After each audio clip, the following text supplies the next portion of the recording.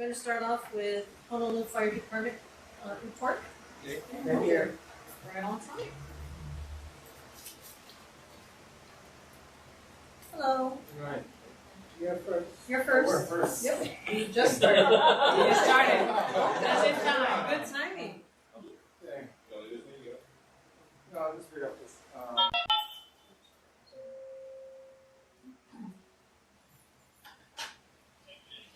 Okay. Let me just read off our stats and what we have.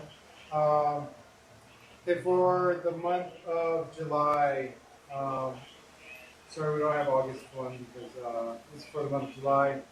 So fires, we had 5 structure fires, 3 brush fires, 9 nuisances, no cooking fires, 11 activated alarms. As far as emergencies, we had 210 medicals, 1 motor vehicle collision with pedestrian, involving pedestrian, 13 motor vehicle accidents, no mountain rescues, 1 hazmat incident. So the nuisance fires include rubbish fires outside of structure or things like that.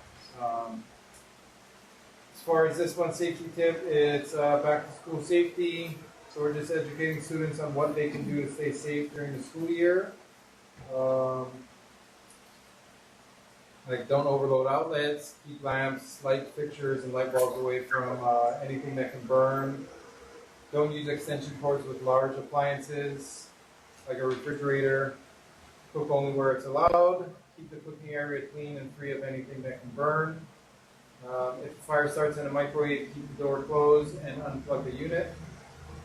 If a disaster happens, knowing who to call and where to meet is an important part of emergency planning for you and your family. Pick 1 contact locally and 1 contact out of town who may be easier to reach during a disaster. And that's it for us. Any questions? Any questions from the board? Hearing none. I do have a question. Yes. It's hurricane season coming up. Emergencies might be happening. Any suggestions on being prepared in case of an emergency, natural disaster, or hurricane season? So there is, they have like a natural disaster or preparedness kit, and that just things like water, toiletries, having things prepared like that, canned goods that just in case power goes out, stuff like tuna, things that you can eat just in case of an emergency. Flat batteries for your flashlights, that's important. Chargers, portable chargers, if you have things like that can help in the meantime. But mostly just make sure you have water in your house and Evelyn, go ahead. I just want to make a comment and say thank you very much from the bottom of my heart. The house that was on fire in the corner of Coy and Kalihi Street that went up twice in a week apart. Yeah, I think it was like 3 times. Oh, 3 times. That's what I heard. 3 times, but I was only witnessed it 2 times. Oh yeah. Because I live right in the middle of the block. Okay.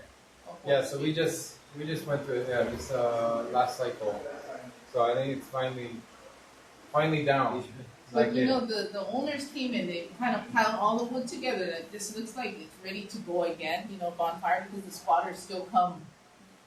I don't know why, but they do come back to the location. Yeah, but thank you very much. Yeah, it was awesome to watch. Yeah. Is there any information about EMT and EMS training available to the community? What do you mean? EMT and EMS is the ambulance training program. Do you folks have any information on that at all? We don't. No, we don't have a program. KCC has a program. Okay, perfect. This goes online, that's why it's going to be read over and over. So this kind of information is important. Thank you, gentlemen, so much for all that you do. Any questions from the community online? No. Thank you, gentlemen, so much for all your work. Okay, thank you. Thank you. See you next month. All right.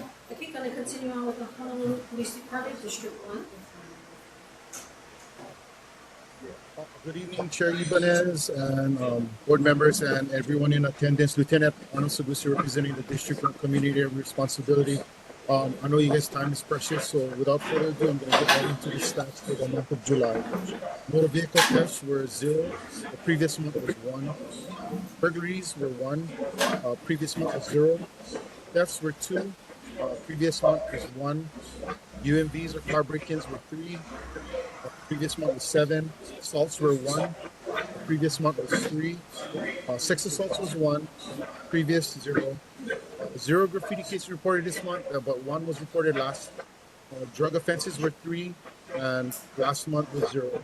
Total cost for service for your particular area was 318 compared to the previous month of 304. There are no criminal breaches to report at this time, and I kind of checked other notable cases, but there were none for our particular area. There's an upcoming event. We got books and badges and buckets this coming first weekend of September. It's a refresh of the old Top on Top. All donations go to the Special Olympics and goes to all the Special Olympics here on Honolulu. It's a great cause, and come out and donate, participate. Safety tip for the month is going to be traffic and pedestrian safety. With the university and the community colleges starting soon, and other schools have already been starting already. We're asking the drivers to just slow down, especially going through intersections. Leave early to avoid rushing. And our pedestrians, we're going to ask them to make eye contact with drivers and not just to cross the road when the light turns green. Don't jaywalk, especially through construction zone areas, especially like the ones in front of Gillingham, in front of the Honolulu Community College. Slow down, be aware, and arrive alive. With that, I'm going to yield back the rest of my time so I can take any questions from the board members in regards to River Street, Lilia, and Vineyard Boulevard. Hi, I have a question for myself, for the community. You were mentioning the badges and bucket Special Olympics. What day, what time, and location for that?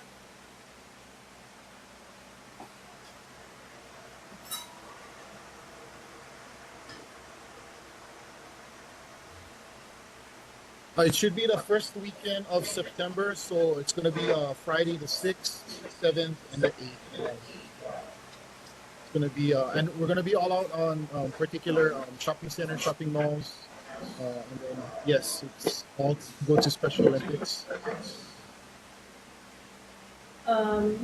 Usually I see that at maybe Vineyard, where the Safeway is at Vineyard. So you're saying September 6th, 7th, and 8th to be on the lookout at different shopping malls for badges and buckets. Correct. I think there's going to be one at Salt Lake Shopping Center as well. Okay. Any questions from the board? Any questions from the community? No? Thank you so much, Lieutenant. Thank you for all that you do. Appreciate it. You guys have a great night. You too. Okay, we're going to continue on HPD District 5 report. Good evening, Chair, Board, members of the community. I just wanted to touch up on that badges and buckets. It's actually the 6th through the 8th, and some of the locations include various Walmarts like Kapolei, Keaumoku, Kunia, Mililani, Pro City Walmart. Looks like they're going to have one at Enchanted Lake Shopping Center, Hawaii Kai Shopping Center, Kaneohe Bay Shopping Center, Keaumoku Sam's Club, Laulani Village Shopping Center, Manoa Marketplace, Moana Loa Shopping Center, and Waimalu Plaza. Sure. And without further ado, I'm going to go into the statistics for the month of July. So for the month of July, we had 13 aggravated assaults compared to 7 in June. We had 19 auto thefts compared to 18 in June. We had 5 burglaries, which is a decrease from June. We had 6. We had 0 robberies, which is also a decrease from June. We had 2. We had 0 sex assaults, which is also a decrease. In June, we had 3. For simple assaults, we had 12. In June, we had 10. For thefts, we had also a decrease. We had 36. Compared to June, we had 53. And then for unauthorized entries into motor vehicles, we had 14 compared to 11 in the month of June. Total calls for service for the month of July were 2,896. Compared to June, we had 2,769. I just wanted to touch up on a couple of the cases that I looked up for the month of July regarding some of the aggravated assaults. So one of the aggravated assaults was a convenience worker at a store. He was assaulted by an unknown male who threw an object at him, caused a laceration to the top of his head. Only reason being it was an assault second because of his age being over 60. Detective attempted to recover the video surveillance from the complainant and the convenience store multiple times, but they're unsure of the password at this time. So there's no new updates, but the case is still open and the detective is still actively working it. There's also another case involving two passengers on a bus that got into a verbal argument. Um, it was in the North King Street, Dillingham area. The argument turned physical. The complainant suffered an abrasion to the back of his head and eyebrow area. He was taken to the nearby hospital area in serious condition, but unfortunately, he was uncooperative, and our officers still went ahead and generated a case for him. A detective was assigned the case and followed up with the complainant, who decided to withdraw his complaint. I also looked up the burglary cases for the month of July, and all of the suspects at this time are unknown. There is one case where a complainant called the police to report a burglary because he located his store doors open and he thought somebody was inside. He went ahead and checked it before we were able to get there. They called the dispatcher back and canceled us. But for those types of incidents, if you guys do suspect somebody inside your business or inside of your house or anything like that, don't go ahead and take matters into your own hands and go and make checks yourself. Just that's why you guys call us. Just wait outside. We'll make the checks for you guys and we'll clear it for you guys, and then we'll allow you guys to go inside first after that. But other than that, that's all I have at this time. I'm open to any questions. Any questions from the board? Any questions from the community? Lieutenant, thank you so much for all the men and women in blue, for all the sacrifices and hard work that you do. I understand that you guys are very short-staffed, and it's very hard out there, and it's very hot. So thank you so much for all your sacrifice and time. Thank you. You have a good night. You too. Take care. Moving on You with too. Board of Water Supply. Thank you. Moving on with Board of Water Supply. Hi, good evening. My computer since I'm on my cell phone. I just had the one main break that occurred near 1154 Gulick Avenue on July 30th. And my one general water announcement. Thank you, Zoida. He posted the household questionnaire. We're participating in a water access and affordability survey. This is taking place across the community, across the country. We encourage the public to fill out the questionnaire and it's up till Sunday, September 15th that you can fill it out. It takes approximately 5 to 10 minutes to complete. Your input will assist the board in implementing programs that will better help vulnerable residents, including our components. So, and responses are confidential. So please go onto the Google site to get the QR code that's on the flyer, or Satellite City Halls, or our boardofwatersupply.com. And that's all. Sorry if there's a lot of feedback. Thank you so much, Iris. One moment. Any questions from the board? Any questions from the community?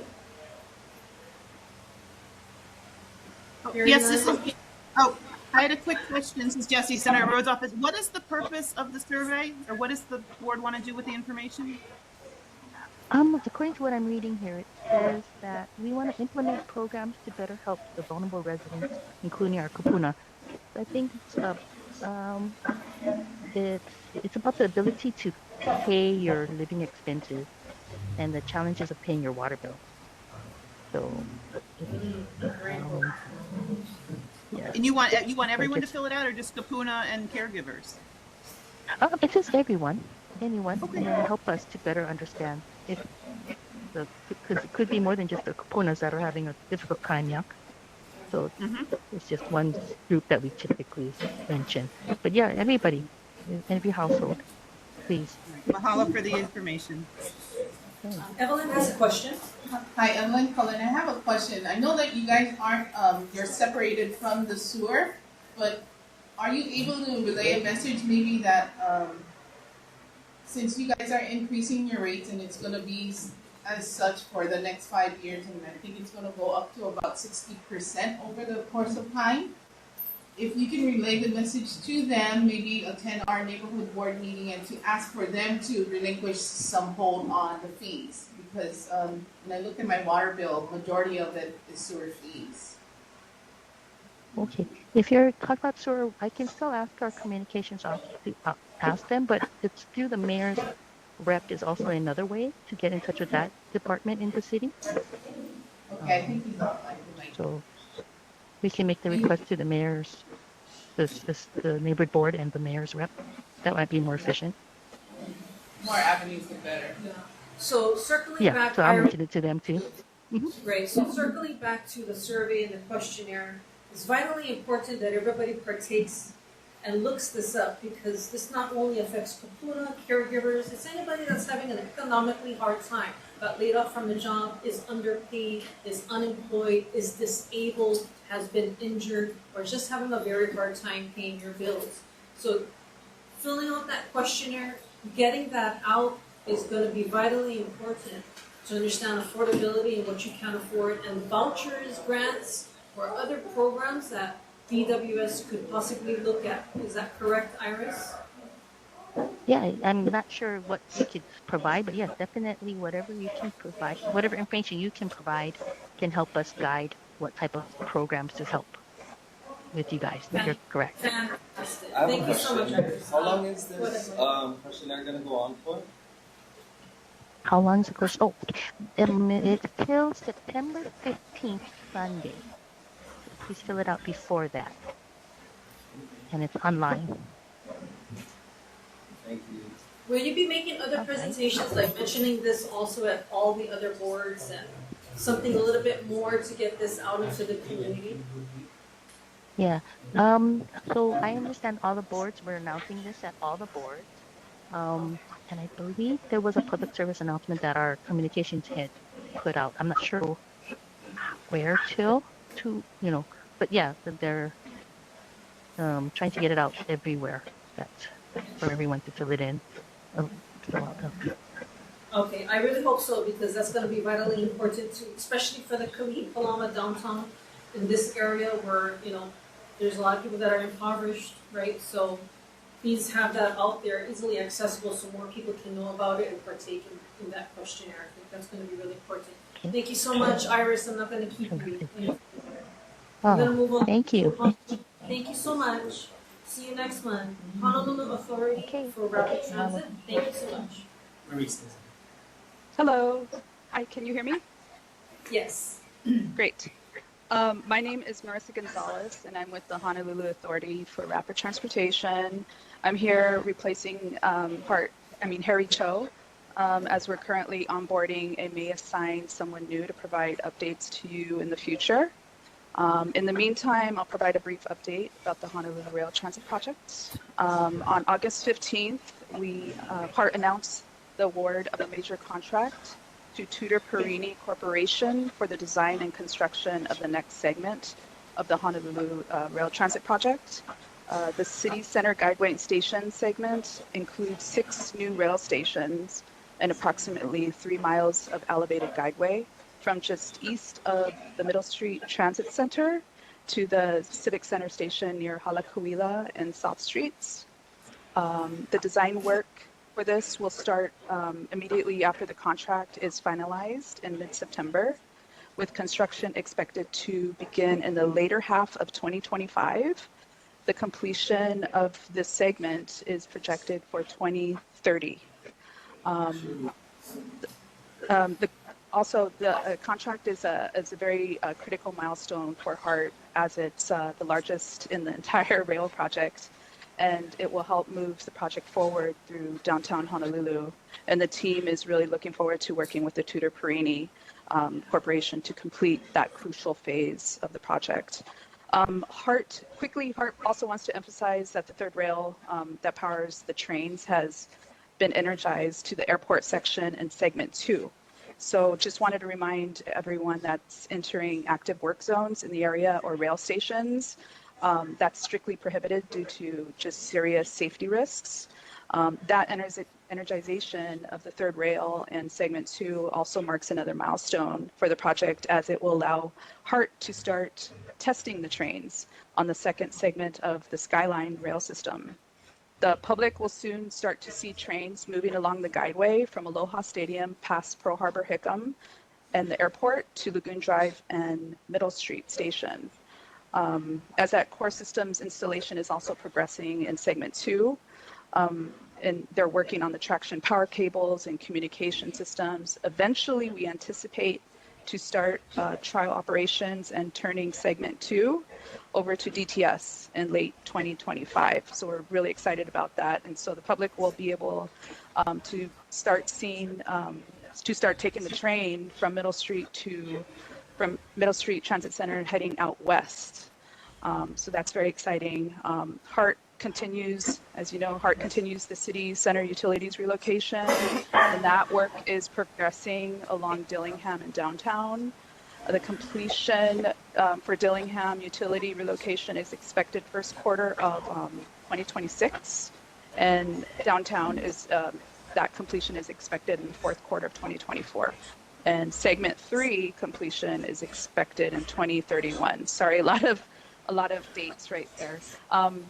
That concludes my updates for tonight. Thank you, Chair, and community members and board members.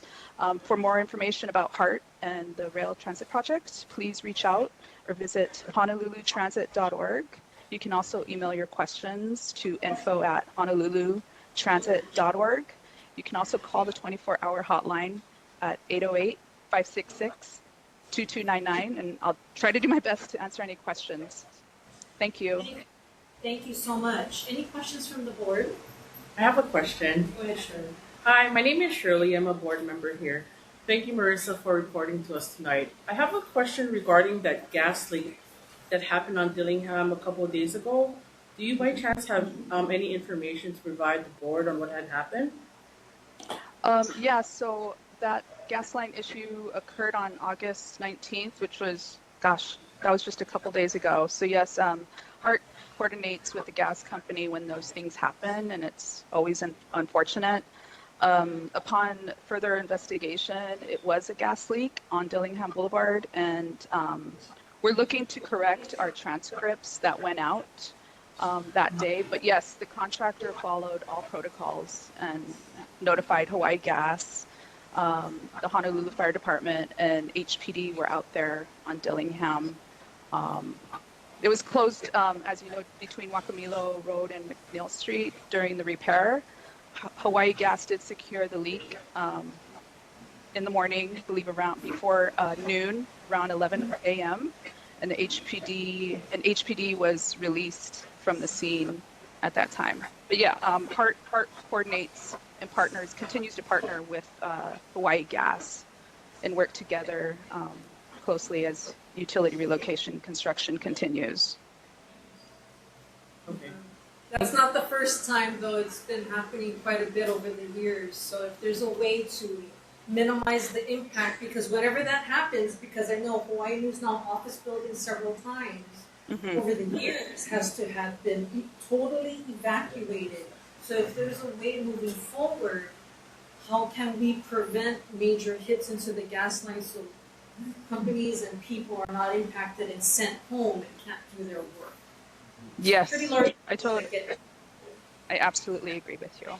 Well, there are some outdated designs, and sometimes that's sometimes why we encounter utilities unexpectedly.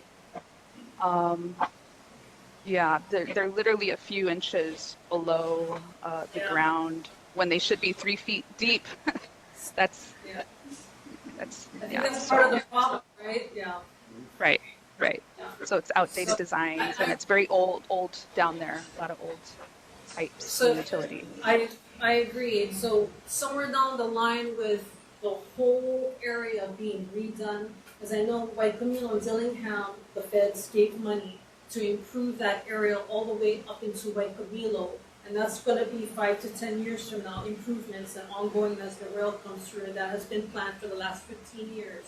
So moving forward, instead of, oh, there's another hit, oh, there's another hit, can you guys work with the gas company to make improvements into that infrastructure as well? So we don't keep on hitting it today, tomorrow, next year, 10 years, 5 years from now. Absolutely. Yes. Agree. Thank you, Shirley. Thank you so much. I have a question. Madam Go Chair. ahead. Oh, Ken, sorry, Ken, It's Ken. go ahead. Hi. We'll get back. Hello, okay. Madam Chair, can you hear me? Yes. Sorry, I'm not there, unfortunately.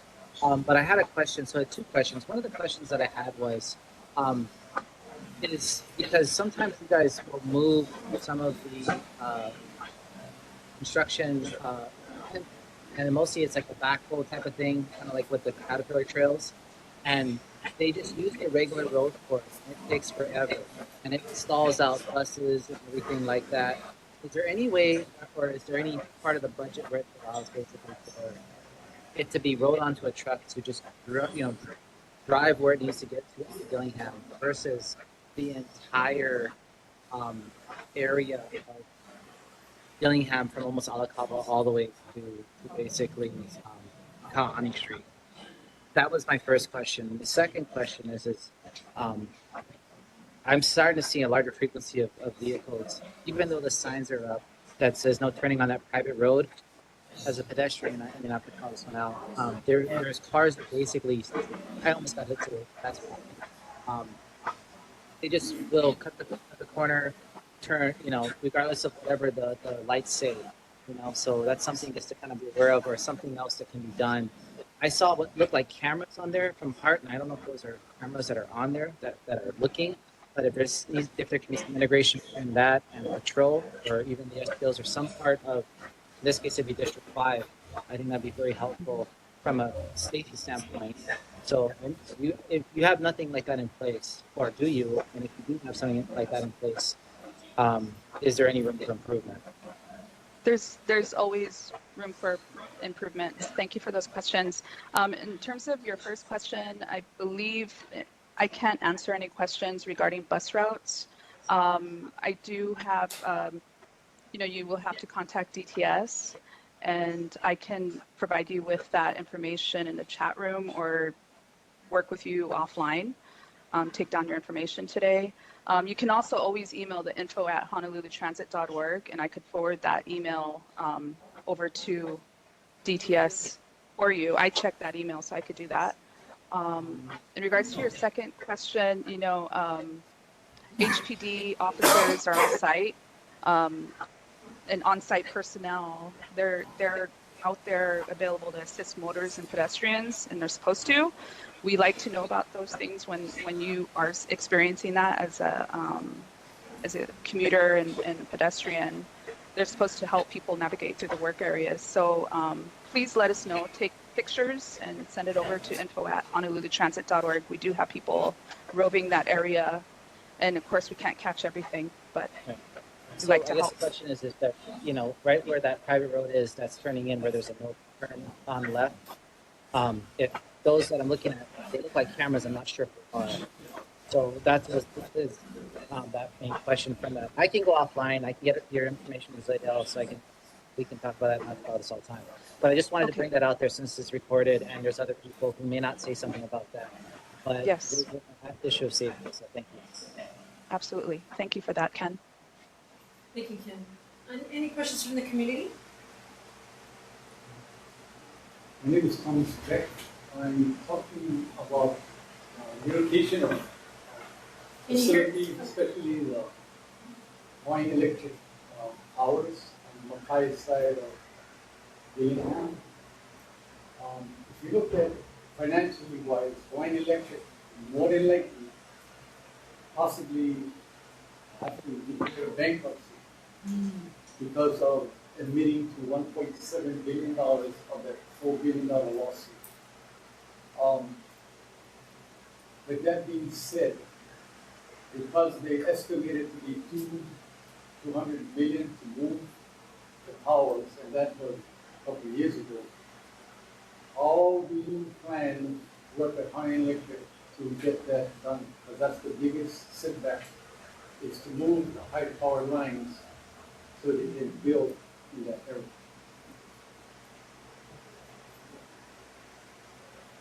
I think I heard your question correctly. I could get back to you offline, send you an email and give you a more thorough answer for that question. I didn't catch your name. What is your name, sir? Thomas Beck.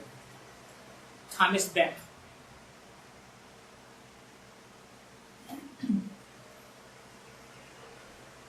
Okay, so you're gonna work with Mr. Thomas Beck offline to get his answer? Yeah. Okay. Yes. Chair, and maybe I could get a phone number from him. Chair Amanda, would you be able to send me a phone number? Or I don't know how that would work, and I could call him tomorrow. Yes, we'll get that information. Okay, thank you. Thank you so much. Any further questions for the community? Hearing none. Thank you so much. We'll see you at the next meeting. Okay, we're going to move along to board business, annual meeting procedures, election of board officers, starting with chair. Any nominations? Madam Chair? Madam Chair? Go ahead, Ken. Hello, Madam Chair. I'd like to nominate Amanda Ibanez as chair because I worked with you for so many years, as you were my vice for so long, and I'd like to see if you grow into positions. So I want to be the one to nominate you, actually in an official type, because we never actually had done this before. So I want to nominate you. Oh, thank you, Ken. And I second you.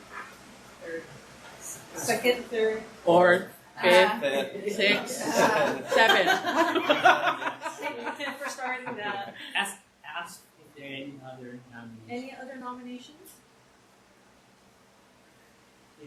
Hearing none? Okay. All you have to do is all in favor of All in favor of myself, please? Aye. Opposed? Abstain? I don't hear any. Oh, okay, thank you so much. Congratulations, Chair. Then, so further, for the vice chair, Carter Tintor won't be able to be here tonight. So I'd like to defer, You want to defer? the vice chair to our next meeting. Any second? Second. Second, okay, so we're gonna move the vice chair. Ask for that. Oh. Any objections? Any objections? The only, I mean, I don't mind just nominating him now, but if you want to wait, that would be my only objection. You have to be present. Oh, okay, okay. Yeah, and he wants to be a vice chair then. Thank you. Okay, so hearing, no other discussion, no other objection? Those in favor to defer to the next meeting for vice chair? Aye. Okay, opposed? Abstain? Hearing none, we're gonna do, the vice chair next meeting. Moving along to secretary, any nominations for secretary? I nominate Shirley Temple. I have to humbly decline. Thank you. Okay. Any other nominations for secretary? I did it before. I don't mind doing it. Yes.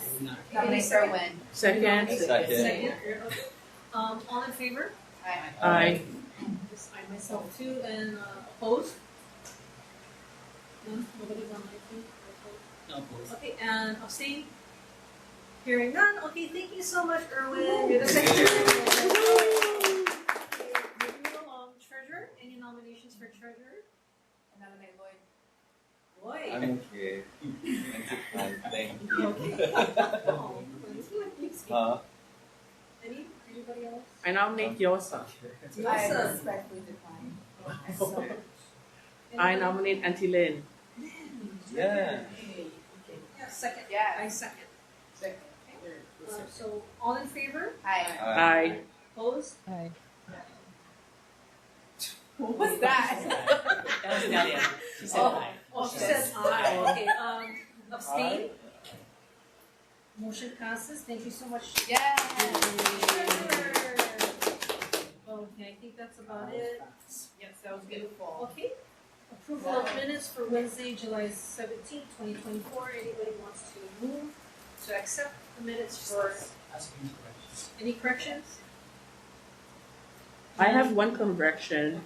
Lloyd Pohano's last name was misspelled. Ooh. Thank you. Any other What page? corrections? The first page. Oh, it's- Instead of usable. Any other corrections, Shirley, or anybody Oh, else? that's it.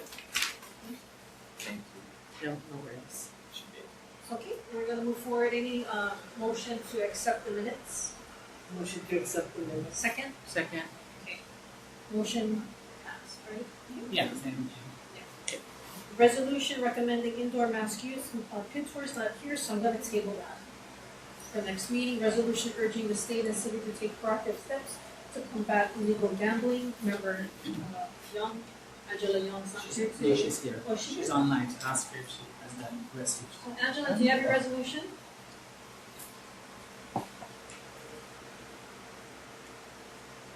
Angela Young, do you have your resolution to present?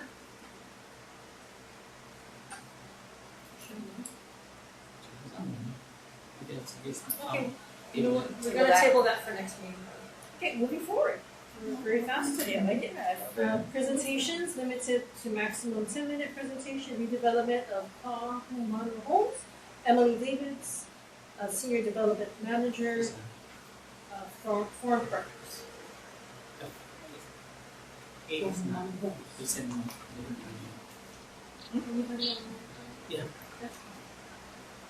Presentation. Aloha. 10. Yes, my name is Momo Hana. We're the master developer for Ka'ahumanu Homes along with Forum Partners. I believe Emily's online. Emily, are you online? Yes, Excellent. There she is. Go ahead, Emily. sure. Let me share my screen.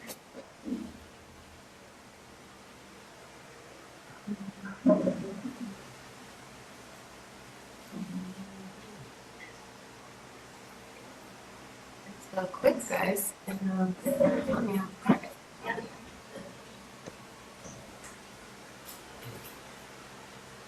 All right.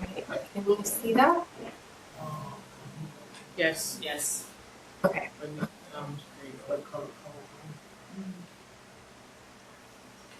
Okay, aloha, Madam Chair, and congratulations on your nomination, and thank you for having us this evening. My name is Mohana with Hires Costa, President of Hires Costa, and here with me this evening is our partner, Emily Davis, with Forum Partners.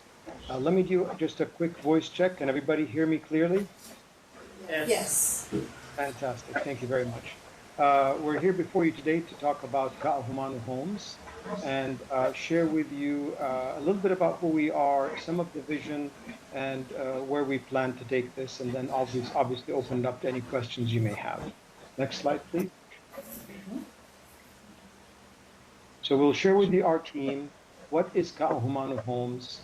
We're going to focus on what the transit-oriented development vision that has been worked on over several years that we have researched and tried to adopt and incorporate in our planning. We're going to show you a very preliminary master plan that we have worked with the Housing Authority, our partners, as well as shared with the residents at Ka'ahumanu Homes and had a town hall meeting last week. We're going to share with you how this impacts our residents and what are we going to do to make sure they're taken care of. And we're going to share finally with you the redevelopment process and schedule. Next slide, please.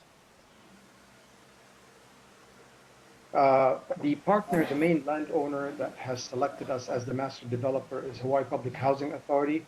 And I believe attending with us tonight from the Hawaii Public Housing Authority is Mr. Andrew Tang. He'll be available for any questions as well. The Hawaii Public Housing Authority went out with an initiative last year to select a master developer to work on over 9 targeted sites and several alternate sites to develop about 12,000 units with the Housing Authority. And we were selected as the master developer. Next slide, please. Hires Costa is an affordable housing developer and workforce housing developer. That's all we do. We don't do any Single family, we don't do hospitality, we don't do commercial. That is 100% our focus. That's all we've been doing for the last 30 years. We've completed over 310 communities nationwide, all affordable rental for families in Kupuna, as well as workforce housing. And we have a significant presence in Hawaii that I will share with you shortly. Next slide, please. As the master developer, we have with us also form partners of which Emily Davids is a member of, is a experienced local developer with over 20 years of experience in a variety of product types, and they bring quite a depth of experience and knowledge to our team. Next slide, please. So as I mentioned, even though we are a national developer, this is our own developments throughout the state of Hawaii. Some are completed, leased up, some are in lease up, some are under construction throughout Oahu, Maui, and Hawaii County. Next slide, please. Currently, we're working with the Housing Authority, as I mentioned, on a number of sites that you see identified on this plan across 4 counties versus the 3 that we're working on. We have already completed entitlements for Mayor Wright Homes. Phase 1 is submitted for financing at the state level. And we've also completed entitlement on one of the first Housing Public Authority's neighbor island communities in Kauai, called Kapa'a Homes, is entitled and also in for financing. Our next focus, working with our partners, Form and Hawaii Public Housing Authority, is Ka'ahumanu Homes, which we are here to talk about, with the goal of getting the master plan entitled by January of this year. Next slide, please.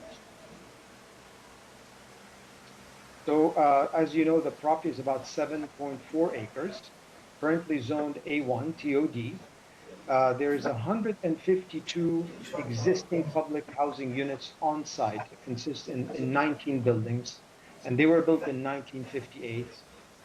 It is bounded by Waiakanilo and Alokele in the general area there. And the objective here, next slide, is the transit-oriented vision that I mentioned earlier before. So we are leaning on significant studies that have been completed in the area along the rail. And you can see the focus of transit-oriented is walkable, bikeable, parks, outdoor, community center amenities, convenient shopping in the surrounding area, enhancing safety and security, and child kupuna care and job training, all items that we're going to focus on in our design and eventually in our completed development. Next slide, please. So this is the TOD vision. This is a map that we obtained that shows in orange the potential new development. We're kind of in the center. I don't know if that's the area for Ka'ahumanu Homes.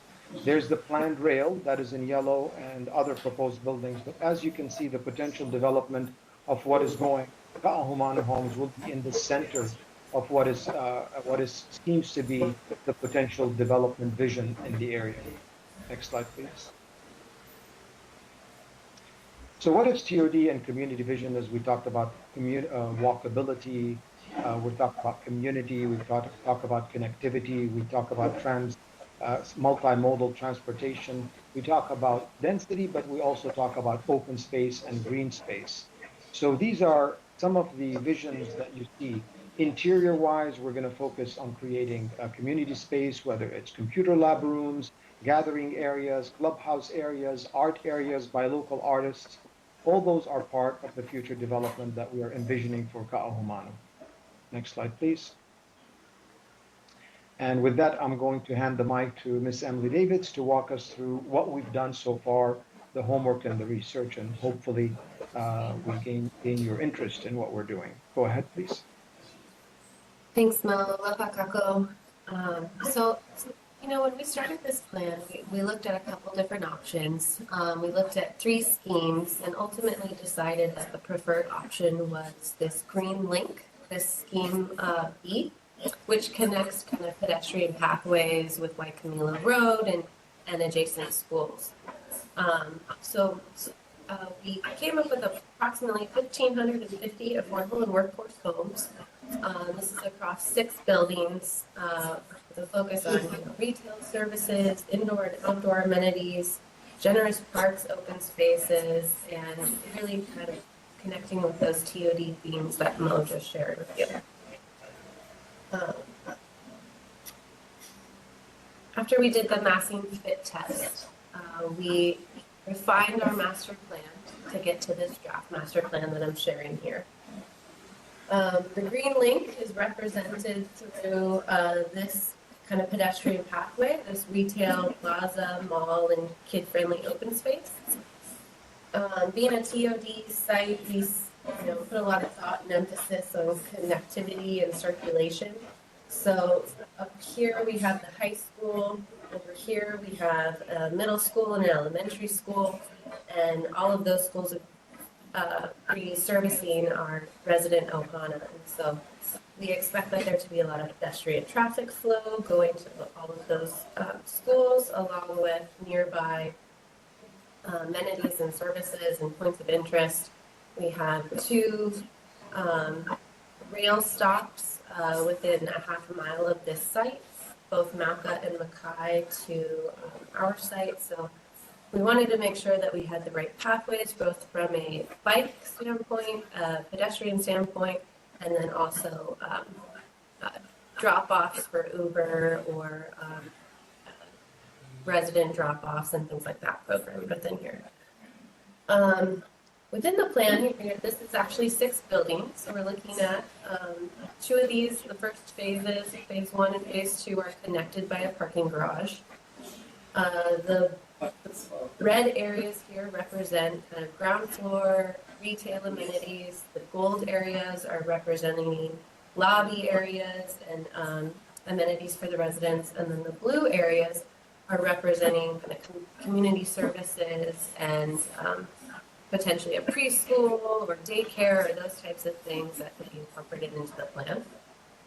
All the buildings are on top of parking podiums that would be screened, except for this phase here, which would be phase 3, which brings the resident building all the way down to the ground floor, allowing for kind of a more kid-friendly space with the daycare down there. And then the parking garage separated here with a large community area. Phase 5 would be represented here, or sorry, phase 4, and then phase 5, and then phase 6 here.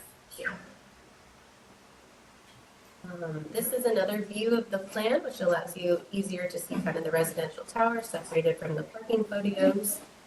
It is 1,550 units, like I mentioned previously. It would be offering studios, 1 bedrooms, 2 bedrooms, and 3 bedrooms.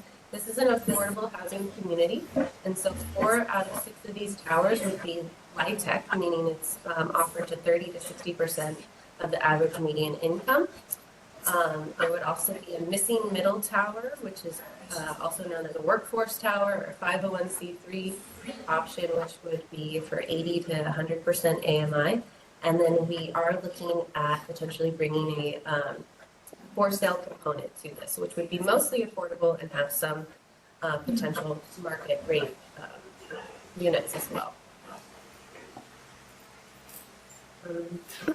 This would be the phasing plan overlaid with the existing buildings. So the first phase, again, being right here, that would require demolition of 5 buildings, everything that you see in blue. That equates to approximately 40 units. This would be replaced with approximately 300 to 350 units in the first phase.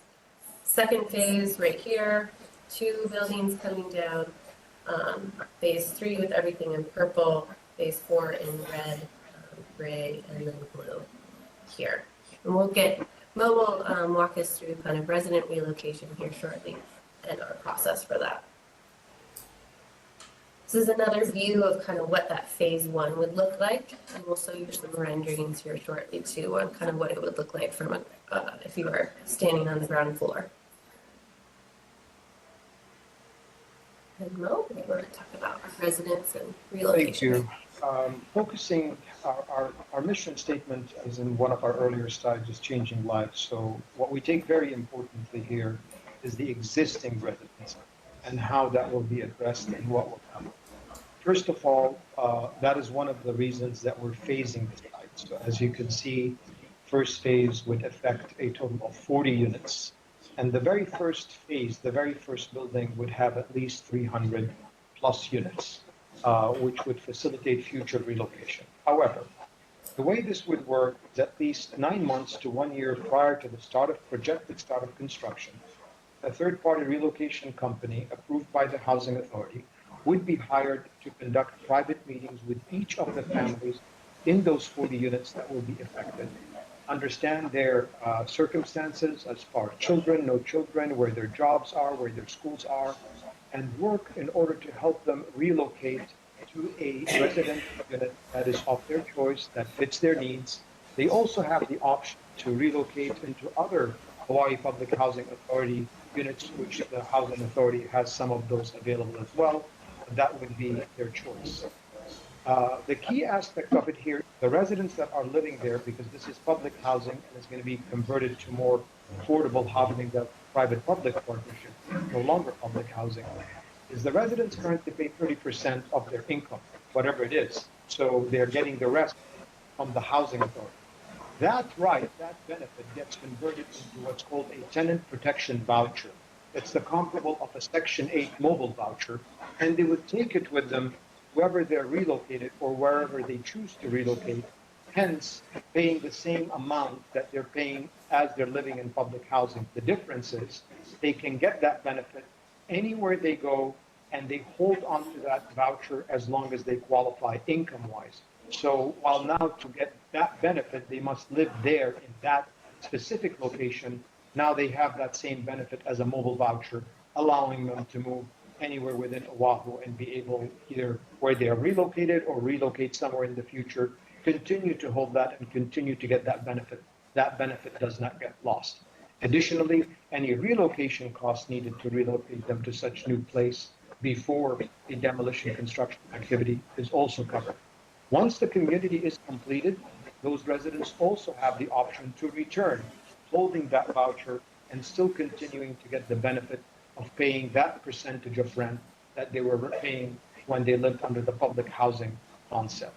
So we think that is really a very important aspect of protecting the residents by making sure they're getting those vouchers. Next slide, please.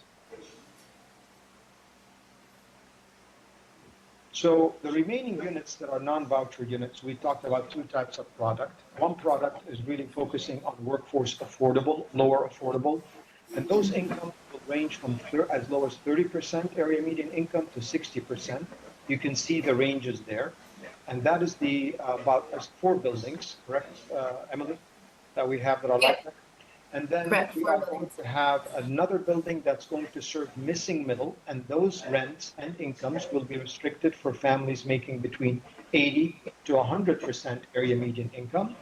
And those are the range of incomes that will be worked. The last tower, that one that is a potential, is a for sale tower. If it is completed, that would have a separate determination that we're not covering. But 5 of the towers, which is the majority of the project, will be limited to people to rents and incomes from 30 to 100%, and that restriction would be in place for at least 60 years from completion. Next slide, please. This slide represents the published rents. These rents are published and dictated. They are published annually by the state of Hawaii based on the incomes that are published by HUD. Currently, 30 to 60% can range from as low as 731 for a studio to as much as 2,100 for a 3-bedroom. And the missing middle can range from 1,900 to 3,600. That's for the 80 to 100%. In the LIHTC component, those are gross rents. There is a utility allowance that is also dictated in order to whatever, if it's all electric, there's a certain amount for a 1-bedroom, 2-bedroom, and 3-bedroom. And that amount is deducted from the gross rent, and the resident only pays the net rent after utility allowance. So these are gross rents, not actual net rents. Next slide, please. So these are some of the perspective we wanted to share with you. You could see the 6 buildings. We kind of staggered them coming in from Waiakamila Road all the way, staggered down Eva to shorter buildings down to the building on the bottom left. That is actually an on-grade building versus podium building. One of the reasons for the podium parking is we're very sensitive to off-street parking. We see the surrounding area and the amount of off-street parking. And despite the pushback on many planners to say you don't need parking, we believe residents do need parking, and we wanted to make sure we create sufficient parking so we don't impact the surrounding streets and the neighborhoods when we create such additional number of units. Next slide, please. Sure, and I'm just going to add to Oh, what's nice about this slide is from the TOD one that we showed you earlier, this one shows actual projects that we know that are coming up. So Kapalama Kai development, this is what Kamehameha Schools is working on. Mayor Right development is another project within the HPHA portfolio that we're working on.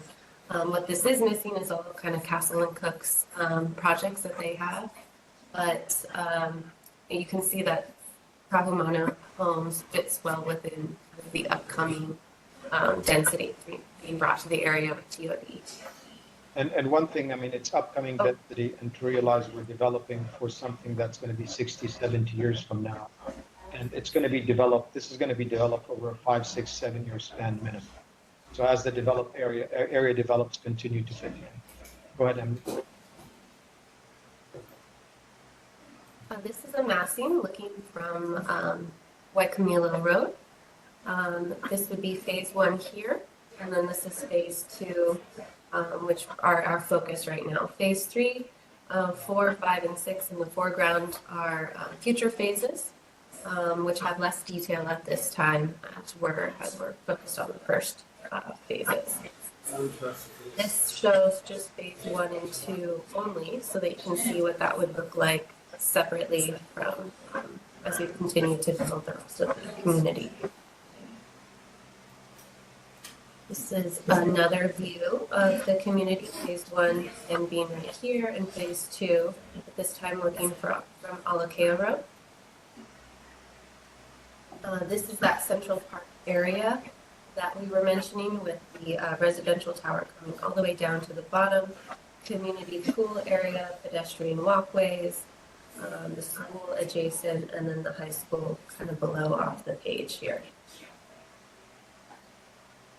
This is another massing of what it would look like from Waikimilo Road. We have food truck areas planned, ground floor retail areas, the community center in the middle, and then phase 1 here and phase 2 again. And then another view looking Malka, and this is potentially what you could be looking from kind of a rail perspective of what the buildings would look like. Process and schedule. So we're in the community outreach phase. As Mo mentioned, we did first speak with the residents, and we did have a recent town hall, which we announced at the last neighborhood board meeting. We're still in the visioning, design, and master plan refinement stage and updating our technical studies, but we are looking to submit entitlements later within the next couple of months, so that we could obtain them and get financing applications in by February of 2025 and begin phase 1 relocation and phase 1 construction after that. Here's a more detailed schedule. Resident meetings and stakeholder meetings are ongoing, along with the due diligence studies. We had a resident meeting or town hall meeting. Here we are today at the neighborhood board meeting. We plan to go back and meet with the residents and give them an update, continue our massing and design, obtain the 2NH approval by January so that we can submit financing applications, and then continue on with design, construction, and completion. And one thing I know Mo will want to emphasize too is everything from kind of financing award and below is very contingent upon obtaining a financing award. And so if we don't obtain that financing award, which is a highly oversubscribed program, everything would get pushed by 1 year after that. Mo, I don't know if you want to add anything else. Just to clarify, it is the Low-Income Housing Tax Credit Program, Tax Exempt Bond Program, administered by HHFTC at the state level. This particular program is a nationwide program, and practically the majority, nearly more than 95% of all of affordable workforce housing of this type, of these income ranges, 30 to 60%, is developed by that program. There is no other program that produces the quality housing that is private-public partnership. Hence, it's not to be surprised that it is oversubscribed in many states, including Hawaii. We continue to be successful in obtaining allocations, but as Emily explained, it's contingent. It's once a year. So that's why critical to be able to submit in Feb. If we get an allocation in August, we hope to schedule in a few homes to start construction and complete. But if we don't get an allocation August of 2025, then we reapply the following year and the following year. So it automatically pushes that schedule 1 year out, just to get the first phase done. That's kind of the challenges that we have over and above entitlements and studies and traffic analysis and environmental and the So it's a long process. That's what it takes. Because we're, ready to make everything that we can do to push affordable housing forward to get through this February date. There are a lot of contingencies that can happen to actually delivering the units after that. And I think with that, So, yeah, I think we can pause, ask for questions. I will share. I think our board. Yeah. Okay. Perfect. Contact information's on there. I'm gonna open it up to the board. Board, any questions? Go ahead, Diosa. I have a question, Chair Diosa. So, I mean, I love how it's kind of like the new Kakako almost. But I'm concerned with the schools that are going to be affected around there. So I went to Kalakaua, and I know that the noise will echo because the surrounding buildings just there's just so much noise. Even the construction when they had the gym area reconstructed. Is there any way that you guys are gonna kind of compensate the school, but are you working with the school? Like, say you guys can have some funding to donate some AC so they don't get distracted in the classrooms. I know some of the classrooms don't even have AC, so they're gonna hear everything. So I don't know that. First of all, it's a very good concern. Thank you very much for joining us. We do coordinate with the schools for a multiple of reasons. First, population gets impacted as people get relocated and new students come in. There are school fees that will be paid into the school district, so that is one aspect to help finance. That's a requirement for all new development. We will coordinate with the school as sound and dust control and hours of operation are all important to make sure the surrounding neighbors are not as affected. So we will visit with the school. We will make sure we have a contact established with them during construction. But we don't have a set up as far as providing air conditioning. That's not included in the program at this time. But we will visit with them and see what other avenues we can do in order to minimize the impact during construction. Awesome, thank you. Thank you so much, Evelyn. Hi, Evelyn Cullen, board member. This whole thing that you guys are sharing just feels like it's being shoved down my throat as a taxpayer, simply because I can't afford what you guys just shared. I know you guys are working with Merite Housing and the development that's going on there. How about just simmer and focus on that for the time being and see maybe in 5 years from now what other problems arise after the fact of this being developed in such a small location? Because you're starting with 152 and you're going up to 1,500. That's a huge, huge increase for that small area. Parking in and of itself, I'm looking at maybe you might have at least 1,500 as well. Ka'ahumanu is, there's a big area connecting Kamehameha homes as well that's undeveloped. So when they develop that area, there's a huge chunk of land that they took away from housing. So that in and of itself is just vacant land right now. And with all of these plans, there's not enough infrastructure in schools to afford the increase in what you guys have on the books to develop for the area. Police departments schools, hospitals, doctors, we are all right now at a shortage in every area. And I understand you guys, this is your guys' business. You come into big metropolis cities and you do that. And you go and rinse, repeat, rinse, repeat. But being on an island and increasing the community to such an infrastructure, there's no going back. Once that happens, you're going to be stuck with something like that. So I would highly recommend and just want to say, start with one first, because I'm a landlord. I was in court for an eviction.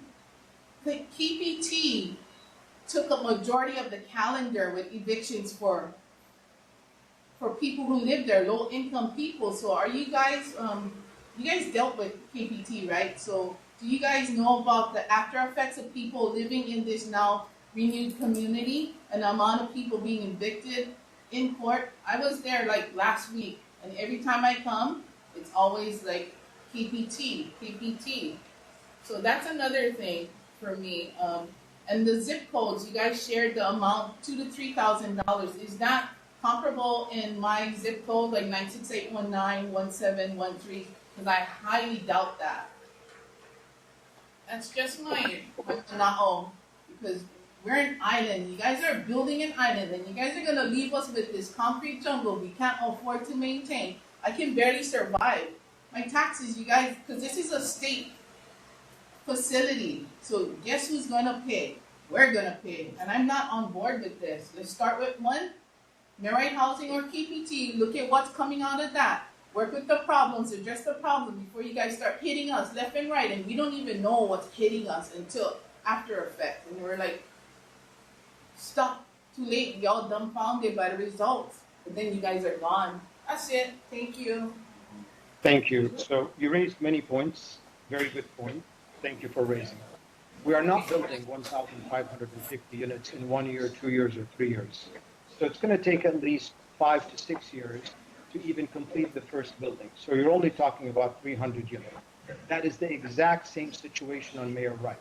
Mayor Wright, we're not building thousands of units. We're building one building to start with, which is also about 300 units. The fact is there is limitations on infrastructure. So for example, in Mayor Wright, we can only build 600 units. That's all that can be built. And the rest has to wait anywhere between 5 to 10 to 15 years. So there are two things that are going to delay significantly the construction of these units. Number one is availability of infrastructure. No units can be built unless infrastructure is improved and completed. And number two, availability of funding, which will further limit the amount of units available. So I do not see 1,550 units being developed over 2-3 years, but I see more being developed over 7 to 10 plus years.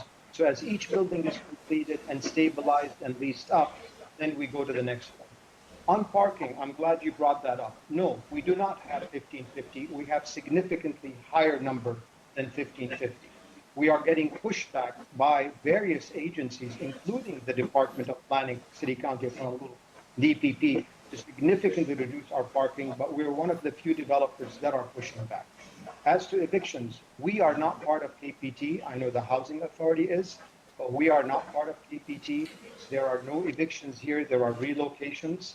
And to explain what we have seen in the market, we have other completed communities. Currently, we have a community completed in Kapolei, and we have, for 300 units that are fully occupied, we have over 1,000 people on the waiting list that we have simply no way of accommodating. But to what you're saying, no, 1,550 units will not be built at one time. This is 7 to 10 years minimum. Mayor Wright, there's only 1 to 2 buildings being built over the next 5 to 6 years. So this is going to be done over phases over a very long period of time to address the very concerns which you rightfully raised, to make sure that there is absorption, that this gets done. And that will be tempered, as I said, because it cannot be built until such infrastructure is there. Second is the Housing Authority continues to own the land, and the Housing Authority is also a partner with us. So nobody's leaving the island. The partner with us has been here for 80 plus 100 years, and they will continue to be here for the next 60, 70 years. No matter whether we're here or not, there is a Housing Authority that is a partner. That's two. As to taxpayer money, we are not asking for any taxpayer money. These are funded by federal tax credits. and federal tax exempt bonds and not by the tax money. So there is no encumbrance that we are causing on the Hawaiian taxpayers to produce this affordable housing. I believe the last point was to the rent. The rents are not based on zip code. They are published by HHFTC countywide and dictated to us. They are not a zip code oriented one. There also is going to be a portion of these units that are going to be voucher based, which would take the rents down even further. And that's something that we're working closely with the housing authority to push not only down to 30%, but even to 0%.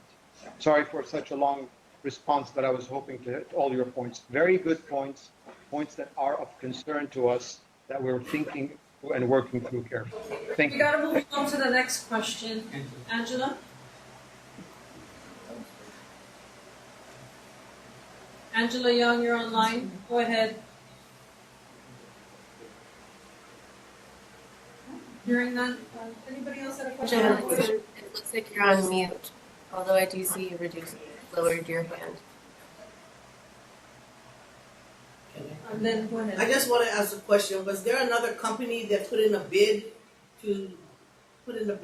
for show another That was the Hunt Corporation. years ago? Years ago. Is that true? Yeah, that was. So that was the Hunt Corporation, and they came and they left, and now it is you. Form Partners. Okay. It's I have average cost for the master developer and form partners, yes. Yeah. Okay, I have a question for any kind of like down payment, or how are you guys gonna vet who and how fairly what that looks like, because everything's getting more expensive, to allow people the opportunity from various career background and fields to be able to get in there, right? Because we want the workforce. That's the problem with Hawaii. A lot of the workforce can't afford to live here. We are no exception to the rule. We are the rule. We are Kalihi. We represent majority of the workforce that has 2 or 3 jobs. So that would be one, how it's going to get vetted, what is the fairness of that process, and internet access when it does, and if and when it does, it looks like when it does get built, will it have internet access, because our kids, people in general need to have internet access. Will that be allowed to be free? So the 2 questions, the 5 of the 6 buildings are rental, they're not for sale, and there will be no down payment involved there. Those are restricted rents. The for sale component is something that we are working with the housing authority to see what we can do about finding pricing as well as down payment assistance programs. That program itself is not developed because it's going to be on the 99-year leased land, so that's something we're still figuring out. 5 of the 6 towers are rental. Once we do have a specific program for the for sale component, we will come back and share that with you. As to internet, in all of the units obviously will be wired for internet. We don't provide free internet, but we do work with the providers to provide what's called bundled services that we purchase for the entire building. Thus allows us to provide internet services, cable services, or any other services they desire at a discounted amount, monthly amount. We, in the common areas, for example, we have computer rooms, we have common areas, there is free Wi-Fi, and many of the residents in many of our communities avail themselves to go down to the computer labs that have full computers, printers, everything else, and use those, because not all of them have machines. Some of them have their own tablets and iPads or whatever they have, and they come to the common area, and the common areas throughout the building have free Wi-Fi. So that we do have, but not inside the unit itself. Okay. Any questions from the community? Hearing none, I think you and I, we need to continue this conversation, as this will impact and change. I know this is part of the TOD, transportation oriented development, in and around and throughout the rail line as it gets created. So I look forward to having further, deeper discussions about this with and of the community. Okay? Does that sound okay? We can talk about it offline. Absolutely. We look forward to that. Thank you. And we appreciate all input. Thank you very much for your time.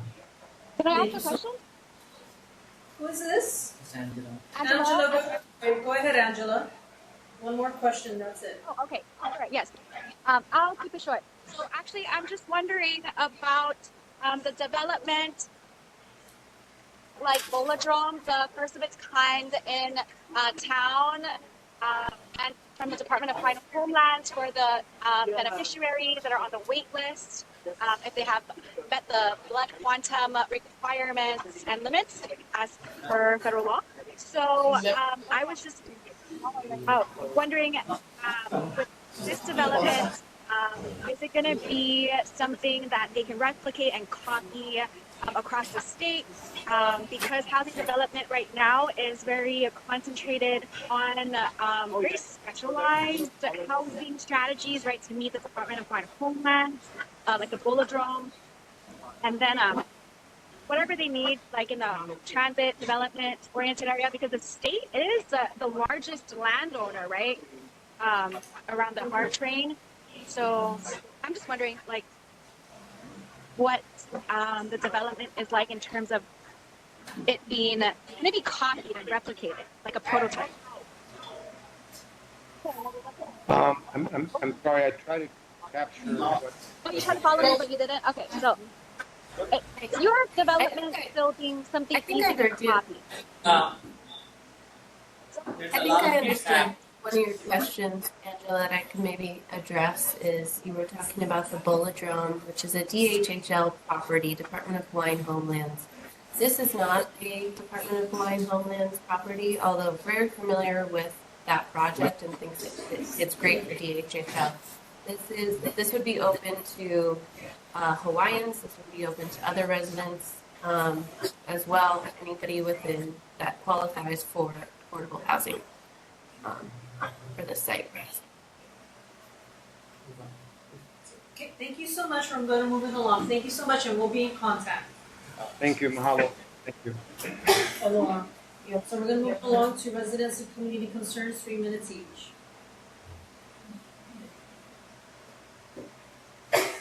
Hello.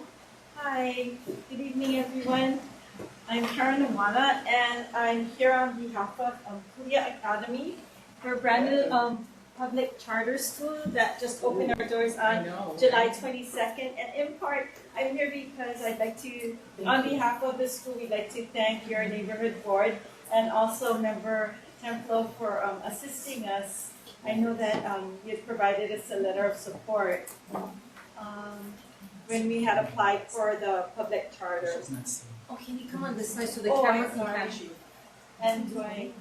Right over here. Okay. Yeah. Okay. Yeah, so because the camera's going to be angled at the microphone.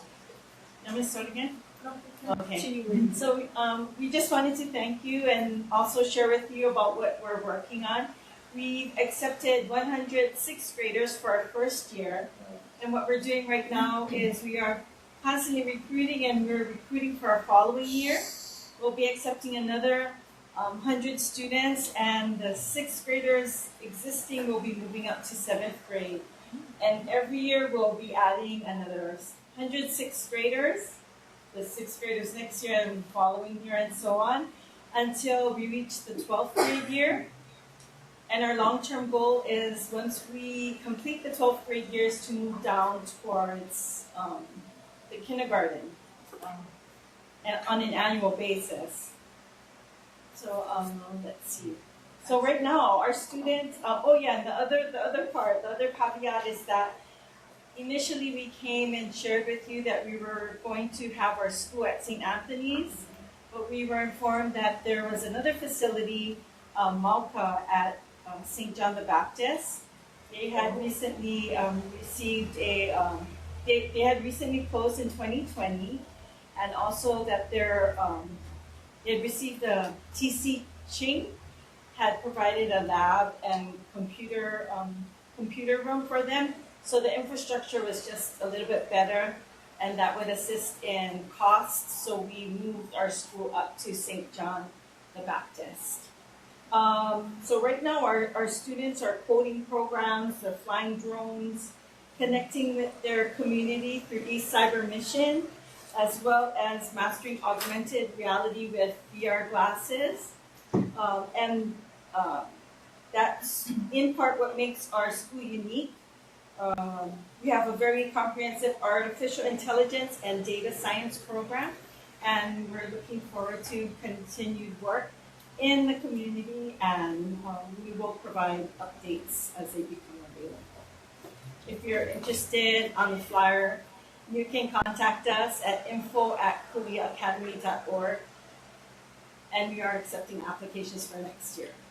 Fantastic. Any questions from the board? Anybody online? Okay. Thank you so much. Thank you. Angela. Angela, go ahead, Angela. 3 minutes starts when you start to speak. Aloha. Wait, can you wait until I have it on the screen, please? Is that okay? Waiting. Okay. All right. Okay. Can you see this? Yes, we can. Okay, Yes. it's not the right. Time It's starts. not the right. It's not the right one, so I didn't start yet. Okay, you did. Your time is already starting. Okay, so this is something of a concern for the community. Invasive species. So I'm going to go over this publication that we're coming out with from Rescue of Animal Rights. This is an example of a graphic design which disseminates information from the government offices and the resources. So what do you do when you find a group of cute kittens? Read the list. Contact Hawaiian Humane Society. Reach out to Animal Rescue. Buy milk. Trap and neuter. Transport kittens and chickens to a safe rescue. Okay, so here we have also important topics to discuss, such as nutrition, food, agriculture, farmland management, and then also consumer services, food safety standards, and listed here. You can also, if you ask for a copy, click on the PDF link, and it will guide you to the government website where you can find this information. So invasive species, you see here, there's a management fund from the federal office for plant pests and management of disasters relating to invasive species. So target domestic inspections, plant pest analysis, pest identification and technology, safeguard nurseries, productions, enhanced rapid response, outreach and education. These are federal funds that can help with state, county, or nonprofits that operate these sorts of initiatives through their programs. And eligible applicants, you can see, are here listed. And of course, we want a healthy, vibrant community. And the animal welfare law, we also go into in this publication. So you can see that animal testing and experimentation is very cruel. And with the regulations within the federal act, the Animal Welfare Act, it regulates dealers' treatment of animals, experimental research, animal testing, transport, and exhibition. So you can read all about this, and of course, including here are plans. Hello? What? 5 seconds. 5 seconds. Okay. So as you know, I'm not impersonating the USDA office. This is a public government resource, so I can talk about it, and I can simplify this for others in the community to also reach out about it. Okay, thanks. Thank you so much. Okay. Ask for any Any other community concerns? Whoever wants to come up to the mic. Your time Angela, starts. please turn off Your time starts as soon your as you timeshare. Timeshare? Yes, we will. Screen Sorry. share. My name is Screen Dana. share. My name is How Dana do I turn? Yap. I'm sorry. Okay. Okay. Sorry for the interruption. Yeah, my name is Dana Yap, and I'm representing the Kalihi Business Association. And as you know, last year was our first year we had our parade. So I want to give you guys heads up to sign up to be involved in the parade. It's Black Friday, and it starts at Kalihi Church to Palama School. And like I said, this is the second year we're doing it. We're running back, so we hopefully give you guys enough time. We'll get a banner. Yes, we'll get a banner this time. We'll do it. So okay. Count us in. Yeah. Okay, just sign up online. Okay, thank you. Thank you so much. Any other community concerns? And state your name. Hello, my name is Ryan Yoshimoto. I represent the Salvation Army. I'm the Disaster Services Director. With me, I have Captain Santiago's, who is from the Coluela Corps. You know that we've invested with the community for many years. We provide a lot of service. But we're here to ask for your help. Just like every place else, there's been an uptick in a lot of crime and so forth. And our Corps has been suffering some, So we're hoping that we could ask the community's help in just watching out for our Corps, our staff members. We're trying to build up our infrastructure to make it a little safer for everyone that comes to enjoy our services. But again, I'll let Captain. As you know, we do serve the community quite well. I'll give you an example. Every Wednesday we have a food pantry, which we serve about 300 people that lines up from 12 to 3. And it's a very busy operation. We have youth programs, we have programs for kupunas, and so on. And we're talking about programs, music program for enrichment programs. And these are like programs from Monday through Sunday. Therefore, it's really hard on us when we get vandalized, when people are trying to break in, when people are trying to destroy our property. And it stops us, it slows us down quite a bit because, of course, safety comes first. So we are asking the neighborhood, if you do see something, if you're passing by we are at 296 North Vineyard, if you do see something, please right away help us by reporting some things and just letting our community to be aware that these things are happening to the Salvation Army. Thank you so much for your service and all the commitment, the longevity, working so hard to help so many. And it's disheartening to know that anybody would target a place that actually gives back to the community. Right. Exactly. I'm sorry for that, and if I do notice that, I will call. Thank you. Thank you so much for It's your our pleasure time. to serve. I live right across the Hawaiian, so if I see anything, Are you working with anybody from HPD or the city? We have partnered with both HPD and HFP just to get a little more presence at the facility. But we've had several break-ins. I started with Salvation Army in January. I want to say we've had about 19 different incidents ranging from illicit activities to break-ins to actual confrontation of some of our staff. And it usually happens during the evening. By 5:30, our offices are closed. Our parking garage is closed. But yes, there's just a lot of things happening. And unfortunately, we have kids that come. Therefore, it's sad because before we used to be able to do team groups at night where kids from these neighborhoods like KPT, Neorites, and Camp 4 would come to feel safe at the port, have movie nights with us, have board game nights, and we can't even do that now just to keep them safe. We have to make sure by 5:30 everybody's out there.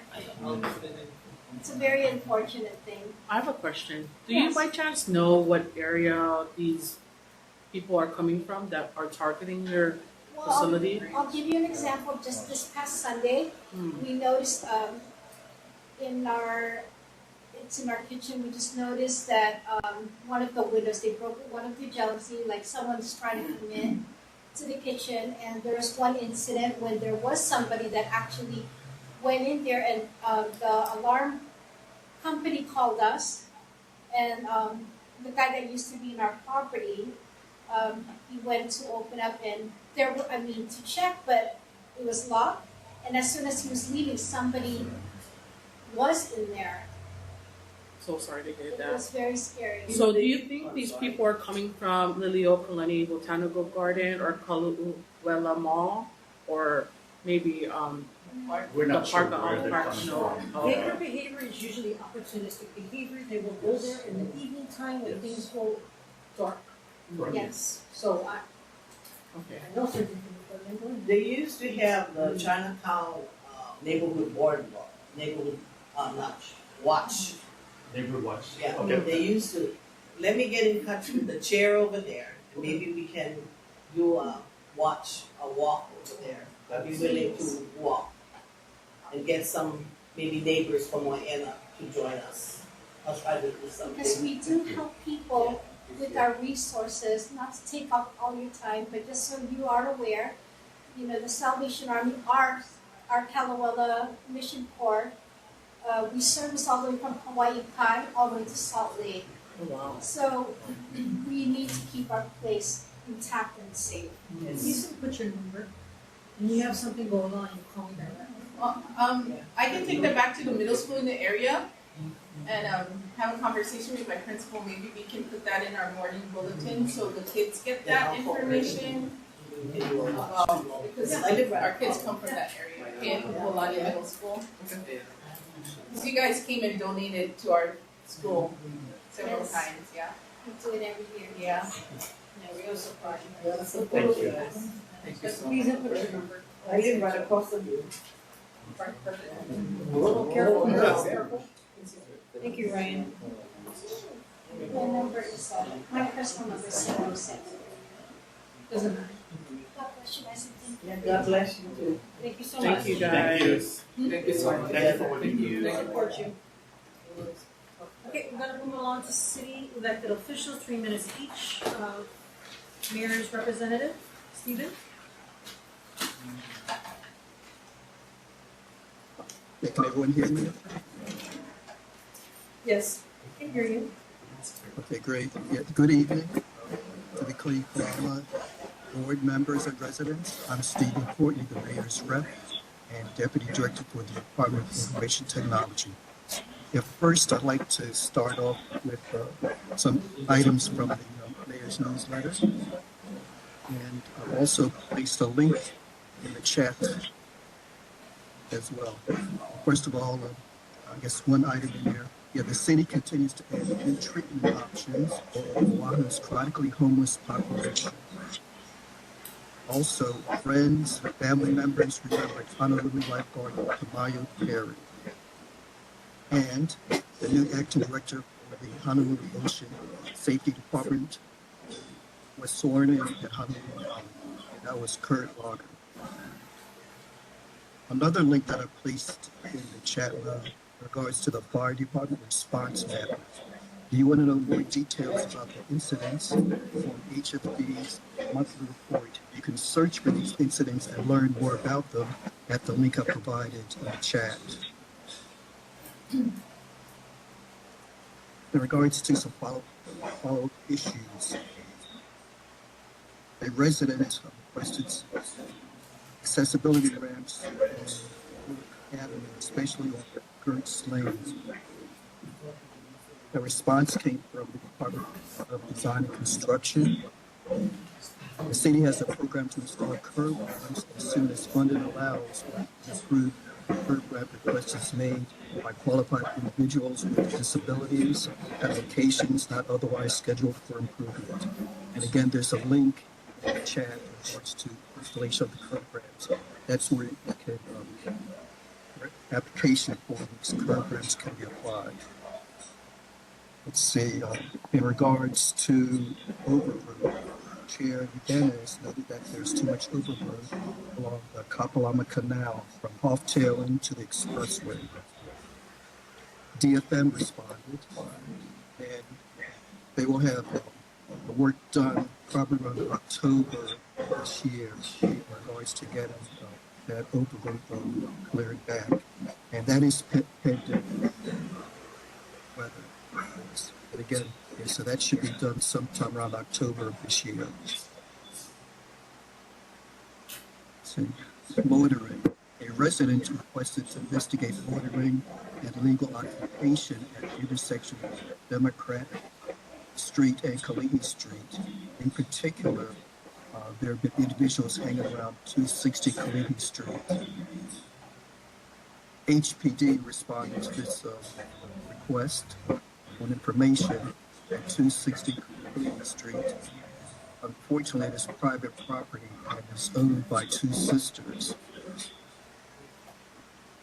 Corporal Robert Del Rosario of District 5 responded and contacted those sisters, and they are trying to work out an arrangement where they can clean up that area with utilizing the company.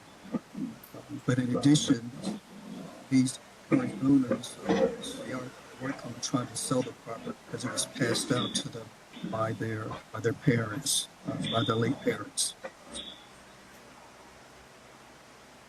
Corporal Del Rosa also recommended that they issue trespass warnings to the individuals who they do not want on the property and possibly erect a fence to keep the homeless from going to the property. And he offered to assist with the trespass warnings if they chose to do so. Unfortunately, the sisters are looking into seeing if that is possible. Incentive pay. Chair Dennis asked officers could be provided incentive pay for those districts that need officers and can work longer shifts. HPD responded. The department is considering the possibility of providing retention and incentive pay for all employees, which includes sworn and civilian staff, regardless of work assignment or shift. Any pay differentials would have to be negotiated with the impacted unions and city agencies. And lastly, Member Farm asked about Narcan. If Narcan training was available to be provided to the public. Yeah. We're still working on a response from the Honolulu Emergency Service Department in regards to if there is any sort of training available. And I believe there was a previous question that was asked, and I believe it had to do with border supply and in regards to holding the water increase. I guess I just need some more information about that. Somebody asked about that early on as well. Yeah. Anyway, that's all I have. Okay. Okay, go ahead, Evelyn. Hi, Evelyn Cullen. Can you get an environmental rep to attend? Someone who can speak Okay. to, please. And then I also wanted to add about the 311 app. I've been using it a lot lately with photos. Yes. And it forwarded to the DFM roads at honolulu.gov, but I haven't seen any changes in the community, so DFM hasn't been out. So it's a DFM? Yeah, DFM roads at DFM roads. honolulu.gov. So I don't know if I'm supposed to follow up with them once I submit it to 311 and then follow up with them as well. Because No, actually, Sario, he's really good. Once it gets to him, he comes, he calls me, Yes. he comes out. DFM, no response. Okay. Normally, the way it should work is once the report is made by a citizen, they're supposed to have a response in 10 days available to the public. Actually, it should go back to you. If you can give me some more information about it, I can track it down in regards to have a Awiki Street, Mokoya Street, the entire Awiki Street. oh, can you spell that one? Auiki. Okay. And Mokoya. And about when did you put the report in? So Awiki Street, this was 2 weeks ago, no change. Ago? The latest report on Mokoya Street was 1 day ago. 1 day, okay. Yeah, 1 week ago. So this is all DFM roads. So all DFM? Yeah, Okay. a lot. Real. Okay, I'll look that up and see director of the FMS meetings, those two. Thank you. Alrighty. Hi, Stephen. Yes, hello? If I could speak real quickly on this, Salvation Army, Ryan Yoshimoto, Divisional Director of Emergency Services and Safety. Salvation Army is one of the pillars in the community and have been servicing the community and those that need help for decades. And this is on Vineyard Boulevard, and they're reporting some vandalism, vagrant things going on, break-ins, fights, and they shouldn't have to put up with this kind of behavior. Again, this is happening at Vineyard Boulevard Salvation Army. I do have contact information. Please get in contact with Ryan Yoshimoto. His phone number is Ryan Yoshimoto. Yoshimoto, okay. Divisional Director of Emergency Services and Safety. Phone number 808-440-1889. Please contact. 440-1889, okay. Yes, please contact. Yes, because I did hear about the Salvation Army in regards to the vandalism, so that is unfortunate. Yes. So, unfortunately, HPD should have would have been good if HPD was still on this in this meeting. Okay, but I would check on that as well. Thank you so much, Donald. Go ahead. Yes.